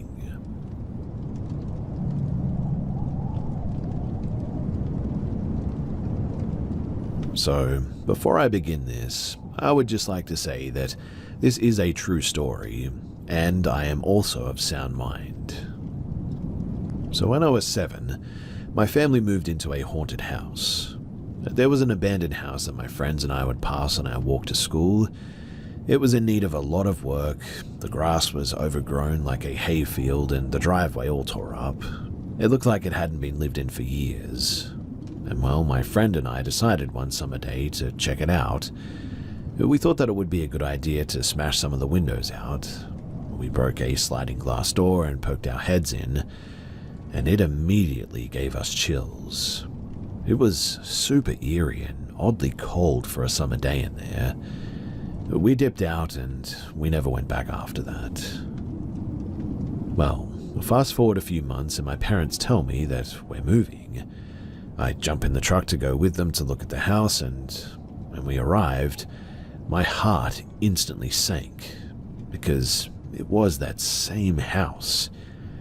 I was really nervous. I thought that they knew my friend and I had broken the windows and I was about to get in trouble or something, but they didn't say a word about it, and it was just by some sort of fluke chance that it was the same house that apparently we were buying. We ended up moving in, and my stepdad fixed the place up a bit. It was still eerily cold inside, and I remember the layout being very strange. The kitchen, for instance, that was in the basement, and there was a long L-shaped hallway that went behind the kitchen and really led to nowhere. The weird events, though, they started happening shortly afterward. The first one was when I was laying in bed one morning. I was awake but with the covers over my head, and I felt something that I can only describe as a fist being dropped onto my face. I ripped the covers down off of my head immediately to see who it was, but nobody was there. I kind of shrugged it off as a really weird occurrence, but later I'd find out that something was in that house and it was really ticked off at me. I can only assume that it was mad at me for breaking the windows or whatever, but I was walking down the stairs to the basement one day when I felt a shove in the middle of my back. It pushed me off the last 2 steps, like plain as day, as if somebody was behind me. I obviously glared behind me, but there was nothing there. Again, I shrugged this off as another weird occurrence, until it happened again. Exact same staircase, exact same steps. Something pushed me for a second time off of the last 2 steps. I really didn't want to tell anyone because I figured that they would think that I was going crazy or something. And truth be told, I thought that I might have been a little bit crazy. But fast forward a few months and my stepdad tells us that he had something freaky happen to him. He said that he was doing the tile in the bathroom and said that he saw a face in the tiles looking back at him. But it wasn't his reflection, it was a completely different face. Well, we ended up moving out of there, and decades went by before I even thought about it again. I told my wife the story and wanted to bring her to the house. We drove to it, and lo and behold, it was exactly as it was almost 30 years ago. Abandoned, the grass overgrown, and no renovations done on it at all. I drove by it the other day, and now it looks like somebody might be living there. I would genuinely love to talk to them to see if they experienced anything, but I also really don't want to freak them out, which really is what brings me here. What do you guys think that I should do? Should I just go and talk to them, or should I approach this a little differently?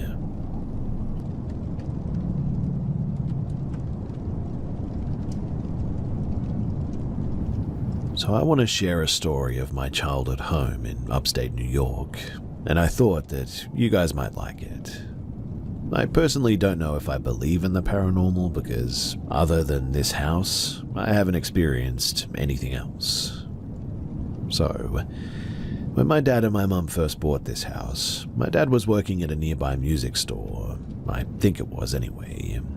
While working here, he said that a very suspicious old man would come in, often wearing bones on his necklace. My dad, being punk and 20-something, thought that this necklace was awesome and asked the old man about it. The old man told him that they were real bones. My dad, messing with the old man because he didn't believe him, told him that he wanted a human skull. The man said that he could get him one. My dad thought that this was hilarious, and after a couple of weeks went by, he started to forget about it. But one day, that man came in and actually gave my dad a skull.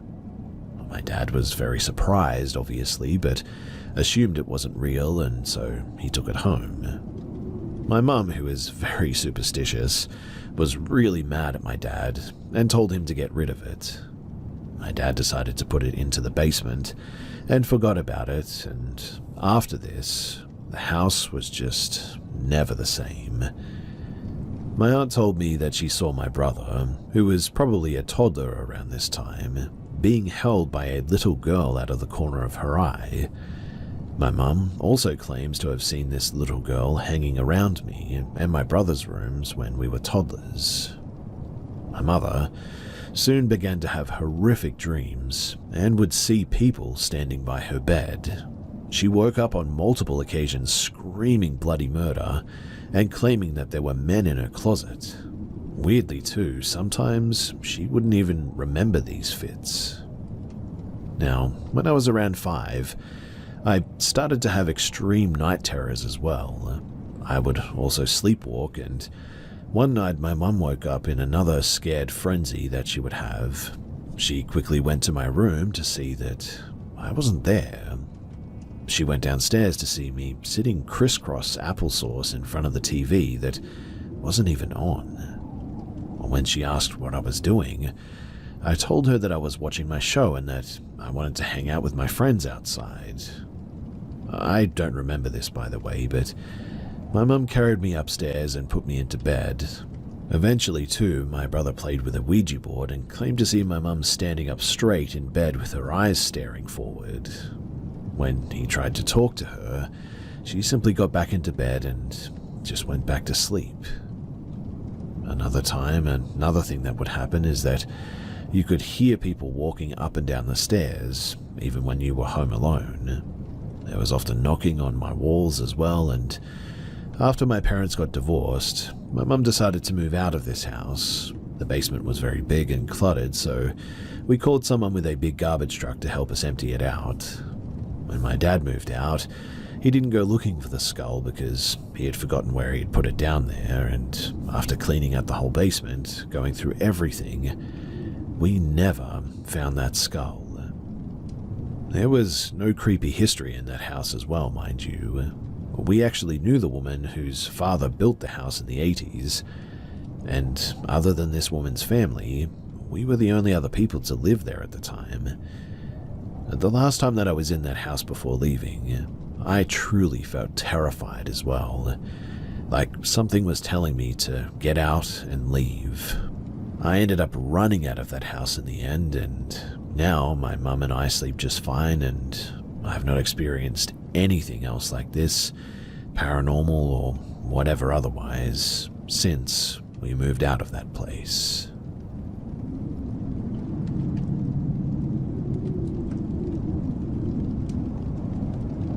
So I would just like to say that my knowledge of all things paranormal is extremely limited.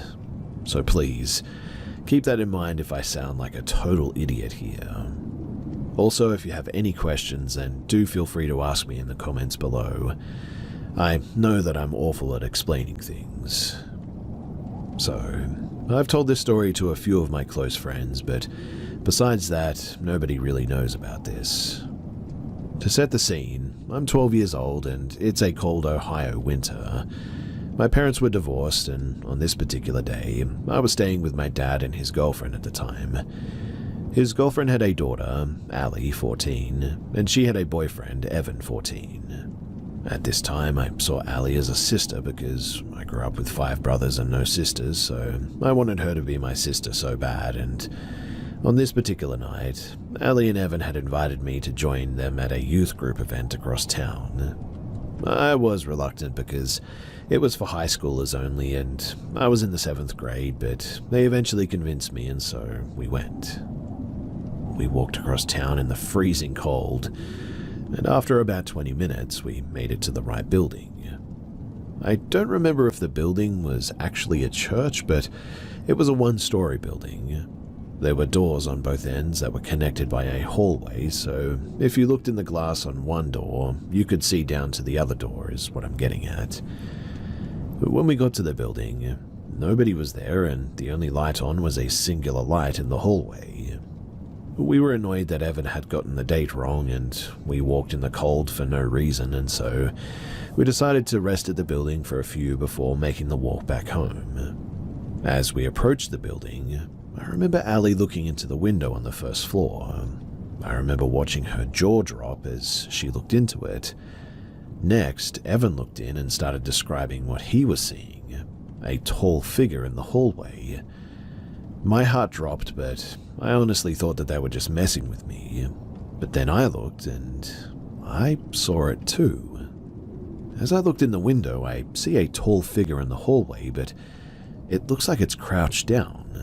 It has insanely long arms and legs, and when I look in its general direction in the process of standing up, immediately I can tell that it is as tall as the ceiling is. It was wearing a suit or something and had extremely pale skin but no face. And as it's standing up, it's waving its arms around like crazy. The figure looked eerily similar to the Slender Man, but I know that that's just a creepypasta. Really, I don't know how else to describe what was standing in front of me, but immediately I take my eyes off of the window, but because we were dumb kids, we decided to take a walk around the building before we left. I tried to avoid looking through the windows, but there was a sort of tapping noise that I heard as we made our way around it.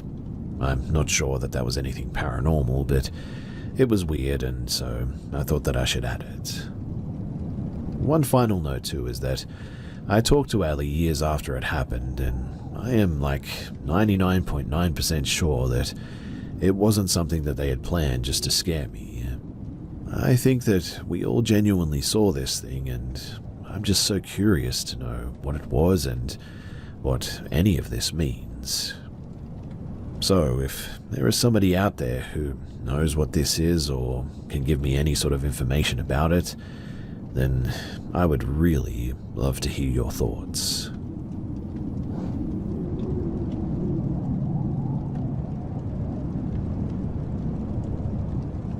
So back in 2017, my wife, or girlfriend at the time, and I were living in this house as young adults, 19-ish years old. I was smoking a bit, not even good weed too, but just some mid stuff, and we were watching something on TV. My wife wasn't smoking. The TV is hanging on the wall, and to the left of the TV is the hallway.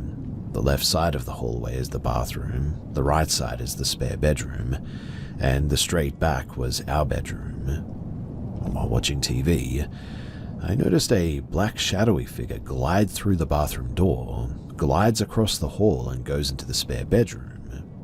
Obviously, it didn't open any door, just sort of went through them. The figure was roughly about 5 feet tall, I would say, and very broad-shouldered. So I see the figure appear and disappear.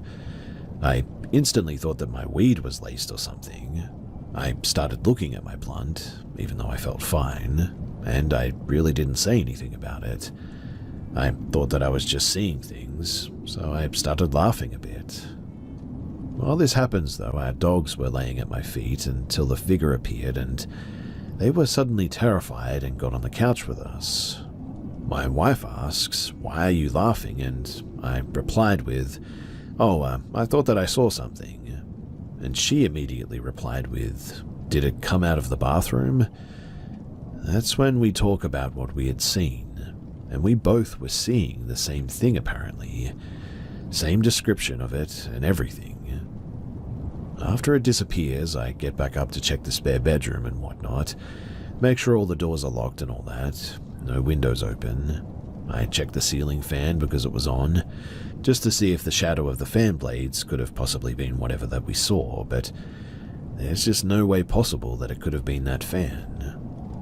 With the dogs getting scared and just being able to sense a great presence of energy that night, I fully believe that it was a ghost or a spirit or a demon or something similar. 7.5 years later, and I have never experienced anything remotely close to this again. The backstory to the house, too, is that it was my wife's aunt's house, and she had let us take over to rent it while she moved out with her boyfriend. I don't know much about the house otherwise, but the aunt never experienced anything like this and thinks that we were just tweaking out on weed. Note, too, that we stayed in this house for a few more weeks before we finally moved out.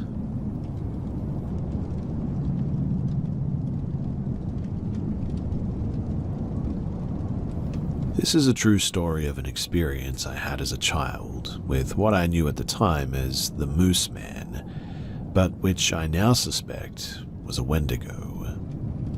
I have told several of my close friends about this, and I think back on it often, wanting to write it down all the time, so here I am. When I was a child, my family would go to my grandmother's house for Thanksgiving. I was one of the youngest of our cousins, of which there was a large group. My grandmother had a secluded home, backed up to the expansive woods. Her house was adorned with Native American artwork and artifacts. My cousins and I would go off and explore the woods behind her house together, walking atop old rock walls and playing with the frogs in nearby ponds. The air was sweet and thick back there, and so it was really pleasant. The area was historically home to a large Native American population, and there were some interesting features in the woods evidencing that history, including an abandoned sweat lodge covered in animal hides, which I always was too afraid to explore, and old stone arrowheads in the dirt as well. Well, one Thanksgiving, one of my older cousins and I paired off from a larger group when we were back in the woods, seeking to explore further into the woods than we had ever gone before. We walked about 15 minutes or so through a fairly thick, unfamiliar portion of the woods when we arrived at the top of a large rock outcropping at the edge of a steep embankment. The hair on my arm still stands up thinking about this too, and even right now as I share this it does too, but I saw a tall humanoid figure in ragged clothes at the bottom of the embankment, about 30 to 40 feet down, facing away from me and my cousin. I was curious but wary, wondering if the figure were a dummy or maybe someone that was injured and needed our help. I considered calling out, but saw the figure move slightly, and suddenly I was full of fear. Without making a sound, I tapped my cousin and signaled for him to look down at the figure. We looked back at each other, and I was hoping for a sense of reassurance, but I could see a dread in his eyes that shot down my spine. And when we looked back down at the figure, it turned toward us. This tall, lanky, ragged humanoid figure had the face of a moose, and it was looking dead at me. We locked eyes, and I cannot explain why, but I knew that it wanted to eat me. We didn't wait, we didn't even scream. My cousin and I just ran away as fast as we could possibly run, back the same way that we had come in. As I ran, I could feel that we were being pursued, and I was younger and a step slower than my cousin. The air also suddenly grew thicker and hazier, and the woods changed around us. All of a sudden, my cousin and I came into the clearing in the woods that did not exist when we had passed through originally. The air there was particularly thick, almost green, with fireflies floating everywhere. The ground in the clearing was also marked with circles of mushrooms. It was very disorienting, and it felt like the clearing was sort of luring me in to stay forever, when all of a sudden I heard my mum call out to me through the woods. She, along with some of my uncles and aunts, came to look for me and my cousin. We were the last two in the woods, and it was getting darker. It was time to sit for Thanksgiving dinner. Her call, though, pierced through the fog of this experience, breaking whatever curse was on me and my cousin, allowing us to finally run away and escape. My cousin and I, we told the others what we had seen, that we had been pursued by a moose man who wanted to eat us, but obviously nobody believed us. And I mean, I probably wouldn't have believed my own senses either, if not for what happened next. You see, after dinner, all of the kids went back outside to play in the yard, running behind the sheds and cutting in and out of the woods at the edge of the yard, evading and capturing each other in a game called Manhunt. I was still afraid from before, but took comfort in numbers and proximity to the house as well. As a large group of us were trying to locate the last of the fugitives, one of my cousins shone a big flashlight into the woods. And there, our whole group saw one of our fugitive cousins in a bush, and standing right behind him was a tall, ragged humanoid figure with the head of a moose towering over the bush. We all instantly screamed and sprinted back inside. And that was obviously the end of the games, that day at least. Sometimes I bring up this event with my cousins to see if they still remember, and they do, but they really hate to talk about it.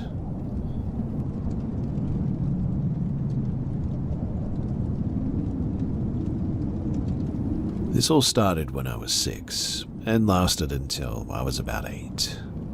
I lived in a house with my mother, my 2 brothers, my mother's friend Tracy, and Tracy's boyfriend Paul, along with 3 of their boys. I was the only girl with 5 boys.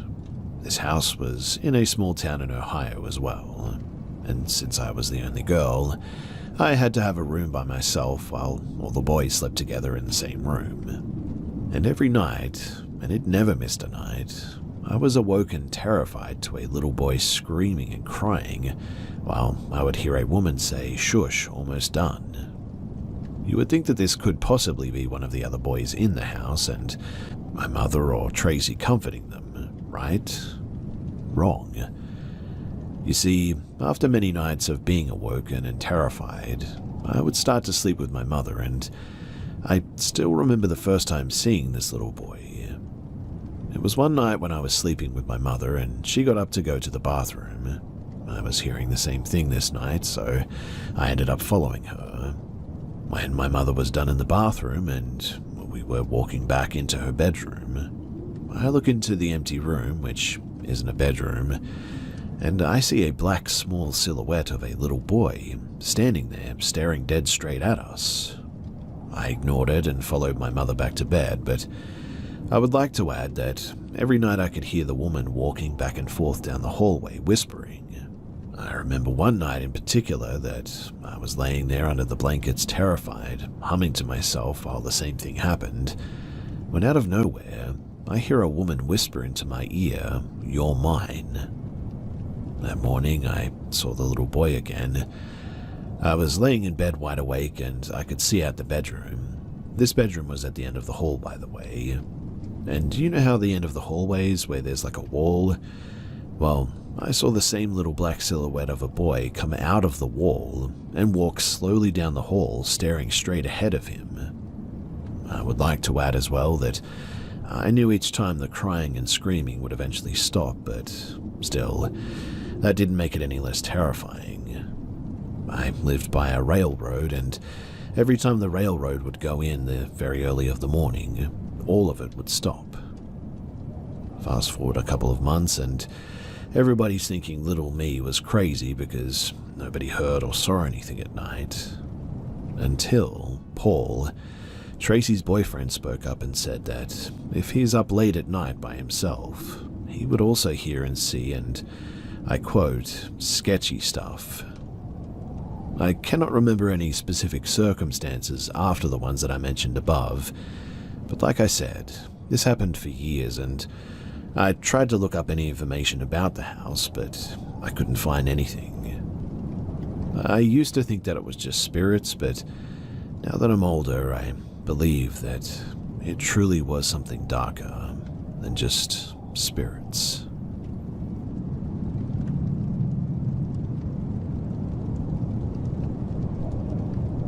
This happened to me a year ago, outside of a famous department store in Mexico while I was waiting for the bus. That day, I went to buy a birthday cake for my best friend, among some other things. So I had a lot of things to carry, and I usually walk home. It's not that far, but since I had a lot to carry, I decided to wait for the bus. It was around 4 p.m., and since I was in a very central part of the city, there were a lot of people walking around and waiting for the bus. So I found what happened next really, really strange. I was leaning against a window of the department store while carrying the bags and trying to keep my balance so the cake wouldn't slip, when a woman approached me and started talking to me. I don't know what I look like, since people always approach me to talk to me easily, even though I'm quite introverted, so it didn't seem too strange to me at the time. However, one of the first things that she said to me was a warning. Something like, be very careful with your things. There are very bad people around. Someone can steal from you. I took it as kind words and really didn't pay too much attention to it. However, the woman began to ask me where I lived, what bus I took, what my parents' names were, what they did for a living, where I would go. The questions were probing, to say the least, and it gave me a bit of a bad feeling. So I lied about all of them, following my mother's advice regarding strangers. And then she began to tell me nonsensical things about her personal life, and she really just had no verbal coherence. I didn't understand anything she was saying, as if she was telling me random stories and connecting them in sort of absurd ways. I noticed that there was something very weird about her when I examined her too. Her face was delirious, looking almost to the sky, her eyes opened wide when she spoke nonsense to me, and she had a disheveled appearance that I had not noticed before. I sincerely thought that she had schizophrenia or something like that, and then she began to get very close to me, invading my personal space and repeating the same warning from the beginning over and over again. I began to get scared by this, and I moved away from her. Even a woman saw us and also seemed surprised. And at some point, the woman cornered me and got so close to my face that I felt as if I was being harassed or something. I forgot to mention too that when I said which bus I would take, she suddenly said that she was going to take that one too, even though she told me that she was going somewhere different. She spontaneously made up that she was going to visit her brother or whatever, and that's why she would take that bus with me. I then told her that I think it would be better if I walked in the end, because the bus was taking too long, but she just would not let me go. And when I insisted on going, she told me that she would accompany me because she was going to the same place. Honestly, I didn't understand what she was saying, and in the end, already quite nervous and scared, I told her that I would walk, and I said goodbye pretending to be nice, and I simply walked to leave, and then she started following me from behind for about a block, When I turned to change street, I had to run without even caring about the cake until finally I lost her. I've had to omit a few observations to keep this shorter, but I got the impression that if she didn't have any intentions of assaulting me at any opportunity, then maybe she was waiting for us to be alone somewhere so that she could do something worse. Sometimes these are kidnapping tactics in Mexico where there are more people involved and all that. Luckily, it was the afternoon and there were a lot of people still walking around, but really, I don't know what would have happened if I had gotten on that bus. Would she have followed me? To what extent? And to do what? I still don't know, but I'm glad that I never had to find out.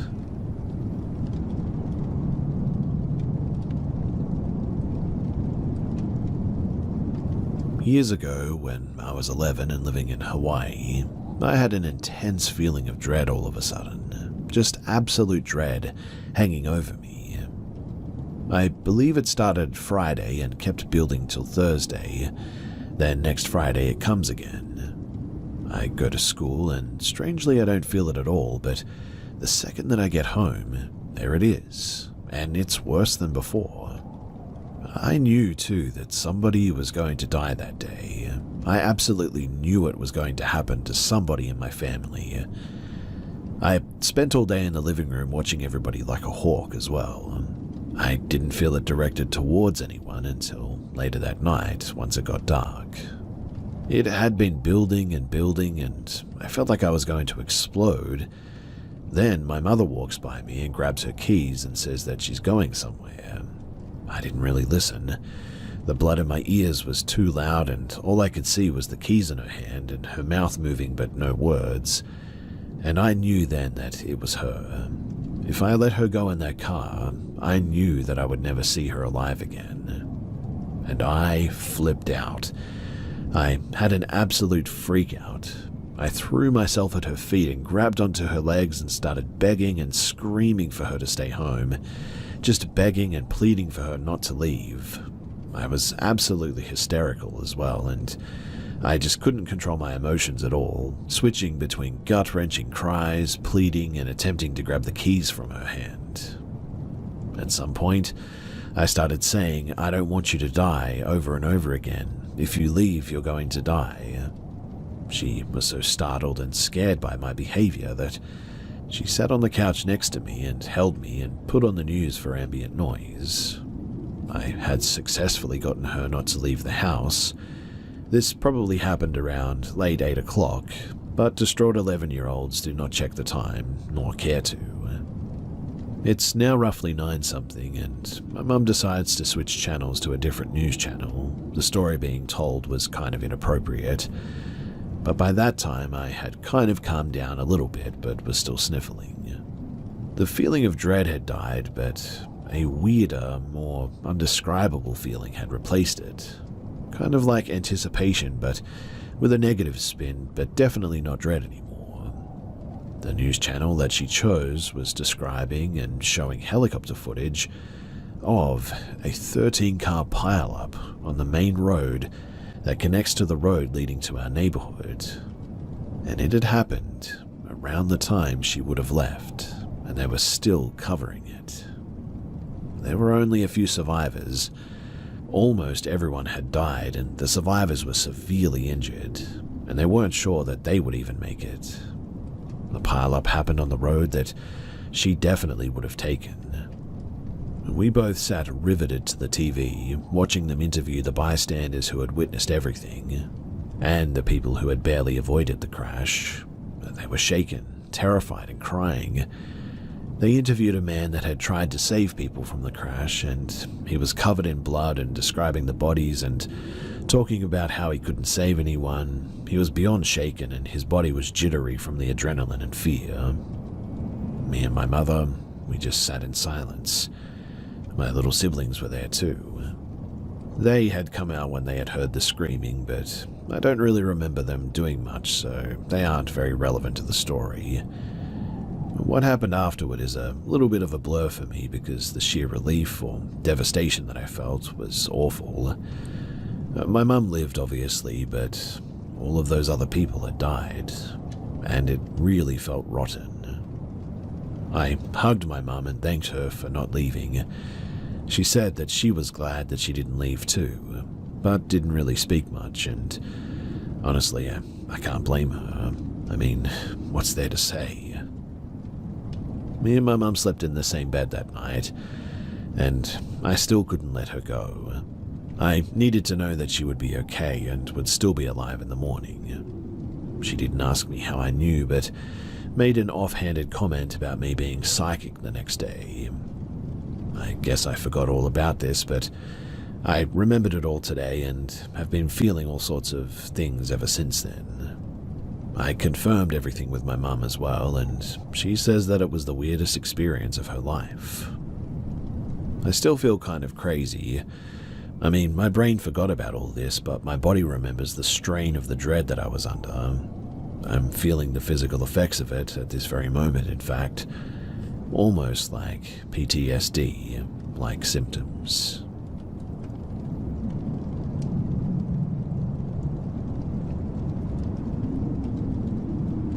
I thought that I would share my story about my grand's house. I'm aware of 4 events that happened in that house, and I'll caveat by saying that I'm probably best described as a curious skeptic. Paranormal stuff, it definitely fascinates me, but I'm by no means claiming that there isn't a rational explanation.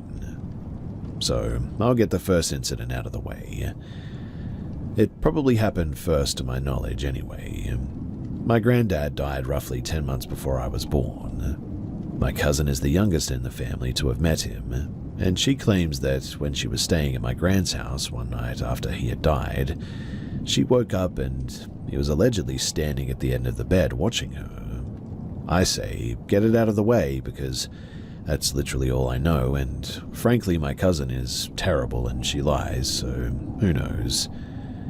But the remaining events occurred in a different room to the one my cousin claims to have had an experience in. This room was the smallest bedroom, and I hated this room.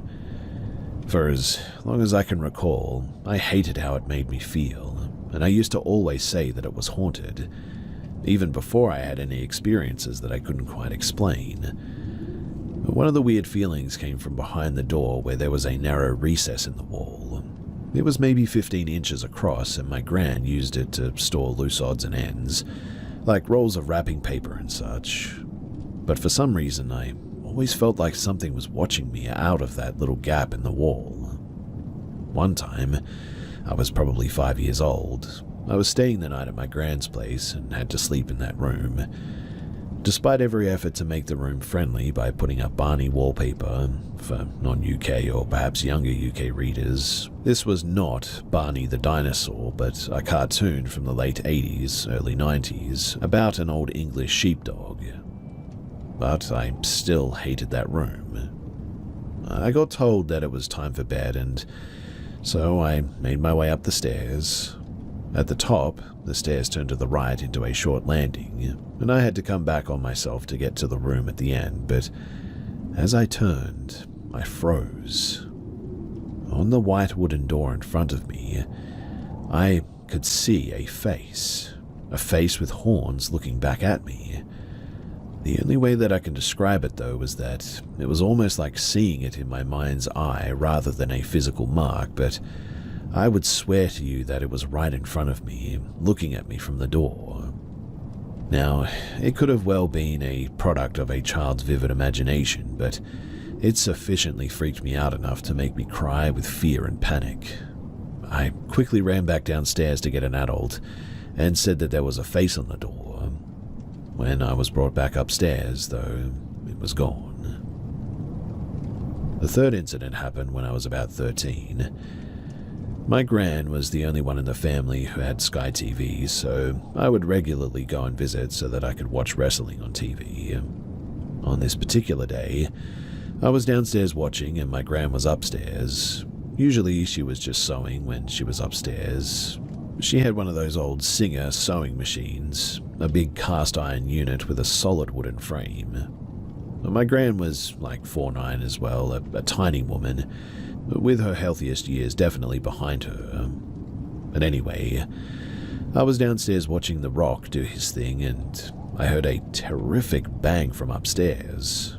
I rushed upstairs to check my gran was okay when I saw her come out of her bedroom, and the sewing machine, which easily weighed upwards of 30 pounds, was on the floor having tipped itself over. She and I both had no idea how that had happened. Now lastly, some years later, I was speaking to my aunt and she had spent a lot of her childhood in the 60s and 70s growing up in that house. She said that that room had been her bedroom, and she told me that she also hated this room and thought it to be haunted, and that she had had an experience of her own in there. You see, the bedroom sat at the front side of the house and had one window, which was directly above the front door, and she recalled that one day she was out in the street playing with her friends while her siblings and parents were at work. She is the youngest of four, and something made her look up at the house, and in the window, she could see the figure of a man standing looking out onto the street, despite knowing for sure that there was nobody home. So, that's the story of my grand's house.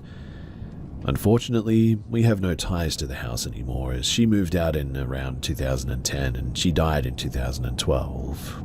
But I still regularly think about that house and the weird feeling I got in that bedroom throughout my childhood, and only ever in that bedroom.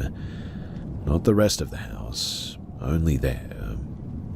So, if you've managed to stumble through all of my rough memories here, then thank you. And I would be interested to know your thoughts about any of this.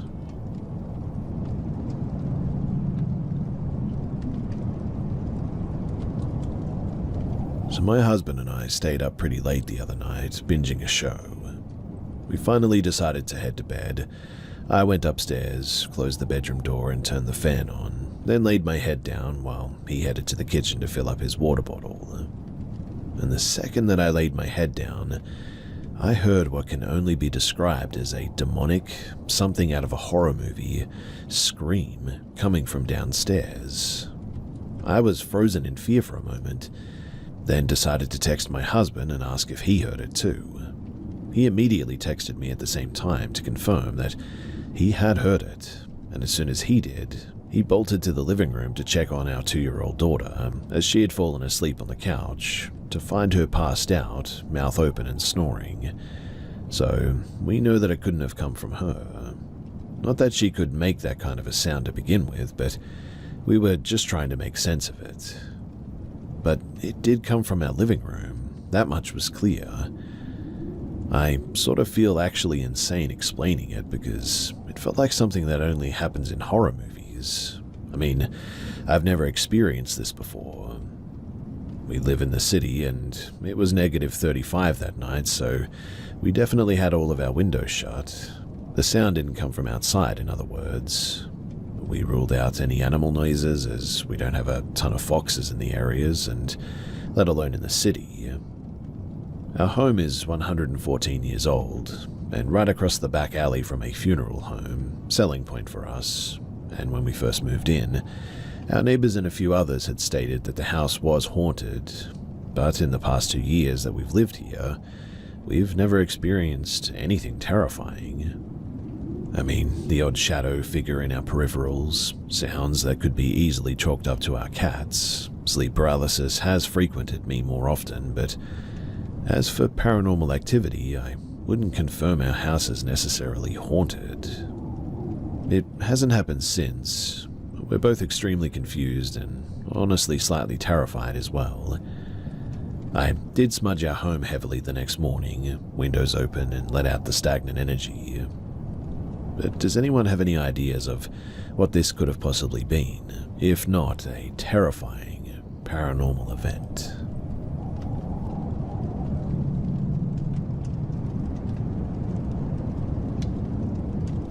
My family has houses both in Mexico and Texas, so I alternate between the US and Mexico very frequently. On normal weeks, I just cross the border from Mexico to Texas to go to school, and then I come back to Mexico. I spend most of my time in Mexico, so naturally I'm quite used to cartel presence and all that. I'm used to calling off nights out with friends due to cartel-related shootings and stuff like that. It just no longer surprises me, I guess. It wasn't until I had an actual face-to-face encounter with the cartel, though, that things changed. My ex-girlfriend lives in Mexico, in a gated neighborhood on the wealthier side of the city. Naturally, I used to frequent her house when we were still together, and one night her parents left her and her little brother alone until the next day, so she invited me over and we got pretty hammered. Around 2 a.m. we went out for a walk because we wanted to smoke a bit, stuff from Texas, and we sat on the bleachers of a basketball court within our neighborhood. It was behind a very, very beautiful house with expensive cars parked outside, and I asked her, what do they do? To which she replied in Mexican, a slang for cartel. I thought that she was joking until she told me how the Mexican army had their whole neighborhood on lockdown because of them back in 2014. My smile faded quickly. I got kind of mad and worried, and I asked her what the heck are we doing behind a cartel safe house at like 2 a.m. smoking. This all happened quickly, and after 5 minutes of being there, a tall white pickup truck parked in front of the court. I immediately knew that this was not good news, and I kept telling her that we need to leave. She told me to calm down and that it was probably just some kids making out in the truck. That seemed reasonable enough to me, but I started panicking after the truck just stayed there for like 5 minutes without turning off the engine, and as soon as we got up to leave, it took off. As we made our way to the other street, the huge weight that was lifted from my shoulders fell right back twice as heavy when the truck intercepted us at the very corner of that street. She ran into a house that was still in construction. She tried to pull me in with her, but I didn't budge because something I've learned from my dad being a cop is that you never run if you have nothing to hide. She had weed on her and I didn't, so I just stood there for a bit until the window of the driver's side went down and a man signaled me to step closer, and so I did. As I walked up, the first thing that I saw was both of the men in there were armed, and this definitely made my stomach drop. The passenger looked completely out of his mind you, like he genuinely looked unhinged. His pupils were huge, and he was clearly on something. On the other hand, the driver looked pretty normal. I dare say he was really normal, in fact, and that much was comforting. He asked me, this whole conversation was in Spanish, of course, but he said, "What are we doing?" I said, "Smoking," and he asked, "Smoking what?" I just said normal cigarettes, and he turned to look at his partner and back at me, and there was a long pause before I said, "I don't know who you're looking for, but it's definitely not us. I mean, I'm not even from here." He asked me if I was American, to which I nodded, and then he said to show me. Fortunately, I always carry my passport with me since I cross the border so often. He asked me about my girlfriend, and I said that she was American too. She's not, though. And he told me to go and get her, and I told him that I would rather not because if they found weed on her, well, that wasn't hers at least. She would be in a lot of trouble. Fortunately, the guy didn't insist, and after going through my phone, he told me that he didn't want to see us out this late behind that house ever again. They then took off, and I turned back to her, who was peeking from behind a pile of cement bags. I signaled her that we were leaving, and we quickly ran back to her house. When we got to her front yard, I asked her to give me the weed so that I could get rid of it, and she told me that she hid it under the floorboards of that house, so we ran back to get it because if they found it there, we would be in a lot of trouble. The 2 minutes that it took for us to run back to her house, that was easily the scariest moments that I've ever experienced. What still makes my stomach turn to date, though, is the look the other guy had on his face. I'm telling you that he looked absolutely unhinged. He didn't say a single thing, but He was staring me down the whole time with his hand around the grip of the rifle. Honestly, I felt like he was just itching for me to say the wrong thing so that he could officially blow my brains right out then and there.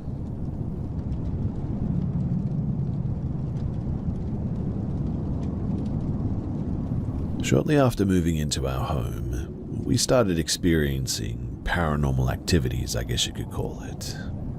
Our house is not old by any means. It was built in 2010, so it has very little history. Most of the things that happened would happen at night, though.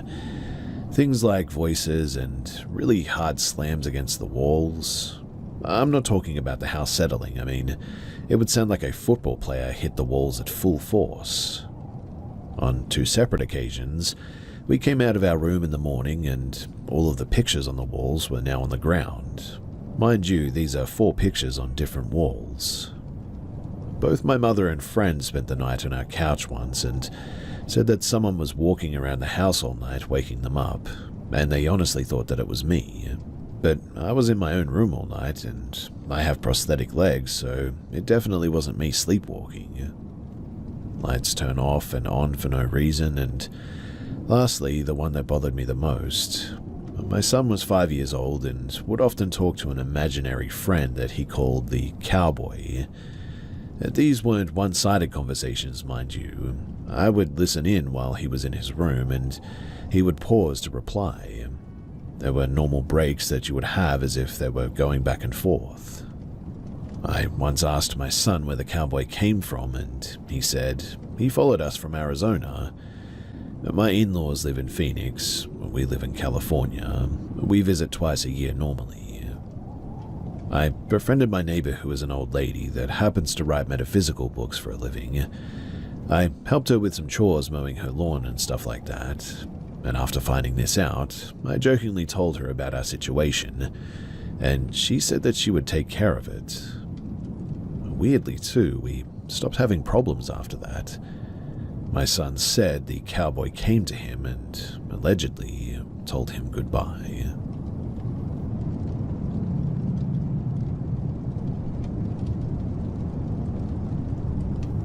So 6 years ago, I was homeless.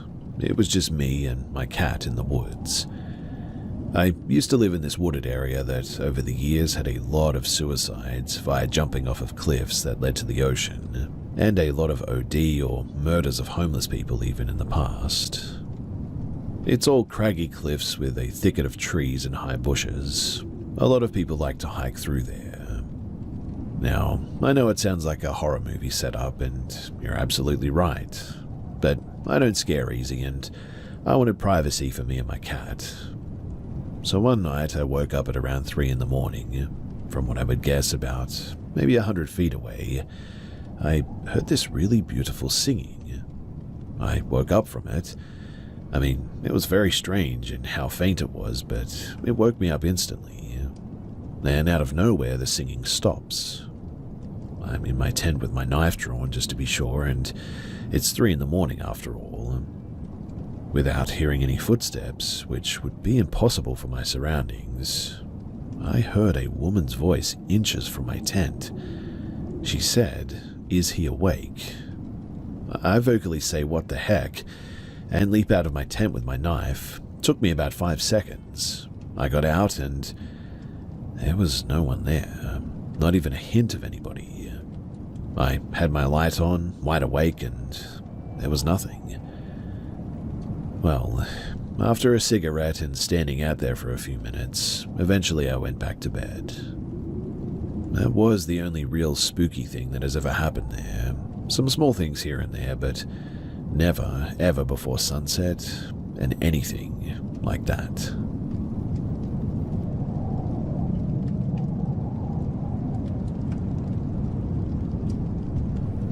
So this happened years ago, but I'm now recollecting bits and pieces from that event, and I'm thankful to be sane and safe. I'm honestly just airing it out so I can get input or opinions, because really I just don't know what to make of it. I'll preface this by saying that this happened a while ago, back in 2019 when I was 16 years old. hence I was very naive and quite gullible. I'm aware that it might not be a human trafficking case, but it does seem suspicious regardless. So, for context, this happened in a relatively large North American city. It was late December, a few days before Christmas. I had just finished hanging out with my friends and was using public transit, the subway, to get back home. My friends lived in a different area, so I had to travel back alone in that direction.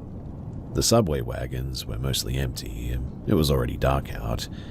I recall it being around maybe 8 to 9 p.m. I was sitting on an individual seat where the setup was structured in a way that had another seat perpendicular to my current one, which was empty. This one guy, who looked to be relatively young, plopped down on the adjacent seat and greeted me with a smile instantly. I didn't think too much of it at the time since, in all honesty, I thought that he was pretty cute. Physically, he had a middle part, chestnut hair, was relatively tall and very slim, nice facial features too. I don't remember his face in a very detailed manner, but I remember thinking that he was really cute. He was dressed in a sweater and jeans, didn't look disheveled or overly casual either. Upon sitting down, he greeted me smiling, presented himself and shared his name. We then started making small talk, and he brought up the fact that he had finished university, which made me ask for his age. He claimed to be 24, which seemed to match with his appearance. What really creeps me out, though, is his response. I told him that I was 16 years old, and he didn't even seem slightly fazed by that. Matter of fact, he was smirking and had formed a small visible grin, talking about how he missed being this young and advising me to stay in school.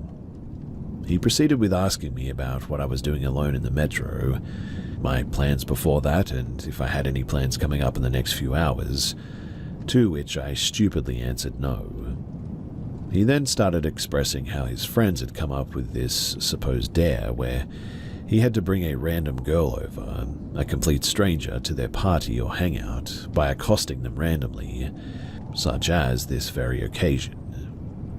I remember at the time finding it hard to believe, so I insisted on going home about a handful of times, to which he started pleading with me, claiming that it would be fun and if I were to be uncomfortable, it would bring me right back to the subway station. I kept insisting that my mum would get mad, and I asked him if there was another day where we could do that, but he answered that it was a one-time thing, that it's a very uncommon gathering, that he hasn't seen these friends in a long time, and wouldn't see them after the event most probably, because of a full schedule and all that. He also kept pushing the fact that he wouldn't keep me up for long, and so I eventually gave in. I know, super stupid. I still can't believe it to this day, in fact. Well, we had gone through a few subway stations and got off in a pretty desolate area, which was known for its drug use, prostitution, and poverty. But to be frank, I didn't know that at the time, although it was pretty obvious looking back. That specific neighborhood still has a pretty tarnished reputation to this day, mind you. But anyway, the guy, his name was Ben, then revealed his real name to be different than the one that he initially had given me, and was seemingly Slavic. The name that he revealed, though, is most likely also fake, to be honest, but he then started asking me pretty intrusive questions, such as, what are your darkest secrets? What's your home life like? What's stressing you out right now? Why did you decide to come along? He claimed to like getting to know people beyond the surface level, hence why he was being so intrusive. I was a straight-A student at the time, so I simply told him that studies were my main concern as of now, to which he answered that there had to be more than that. We had been about 15 minutes in at this point when a car slowed down next to us and rolled its windows down. A man let out a "hey," but was immediately shooed away by Ben. Ben then told me that the man was supposedly John, which I didn't know who that was, but apparently he was the driver and essentially a client in some sort of sense. I was definitely starting to get wary about this, but still made it to the hangout a few minutes later, which was located in a regular townhouse. It wasn't like worn down or anything is what I'm getting at. I was greeted by maybe 5 to 6 dudes who were seemingly over 25. 2 of them looked above 30 as well. They all stared me down and immediately asked how old I was. I told them that I was 16. One of the guys seemed sort of phased and let out a, "Come on man, that's my sister's age. They might even be in the same high school." They all kind of laughed it off and moved on. They never spoke about it again and barely asked me any questions, except for, "How did you guys meet?" Also, it was obvious that someone's dad owned that place, as there was an old man dozing off on the couch. We were all gathered around a dinner table. The host served me some food along with the other guests, but I refused to eat as I was honestly starting to feel a bit queasy about the situation. After everyone, except me, finished eating, we all went upstairs. Ben started playing the guitar and another man joined in by playing some keys on the piano. They then asked me to film them using Ben's phone, so I did. And when this was going on, this was when I honestly started getting really terrible vibes and felt the need to leave immediately. So I put the phone down and slowly made my way through the frame of the door. One of the older guys was standing near it and asked me what was up and if I was enjoying their company. We started talking for a minute and he claimed to be an accountant. He then started leaning in and tried to slightly hover over me against the door frame. However, I stepped back into the staircase and made it to the front door, opened it, and went out to the driveway. Luckily, the door wasn't locked. Ben followed and asked me if I wanted to leave. I immediately said yes, and this time he didn't insist on bringing me back in. I should also add that right before leaving, I had told Ben that my mum was relentlessly calling me and was worried, to which he obliged. On our way back, he proceeded to ask me if I was genuinely 16 and not below that. He told me that if he were my dad, he would never let me out of my sight again, because what I just did, which was going to the party in the first place, was the dumbest thing that he had ever seen any girl do, especially since I had no reason to do that, according to him. Once he accompanied me back to the subway station, I asked for his Snapchat. I was a complete moron, I know, or any type of social media that he had. And he told me that he doesn't use a phone like that, and was apparently fully off-grid. I went back home, and after that, I never heard from him again. Now, although I didn't get, harassed or violence, or there were any sexual endeavors or anything like that, and it's a pretty outdated happening,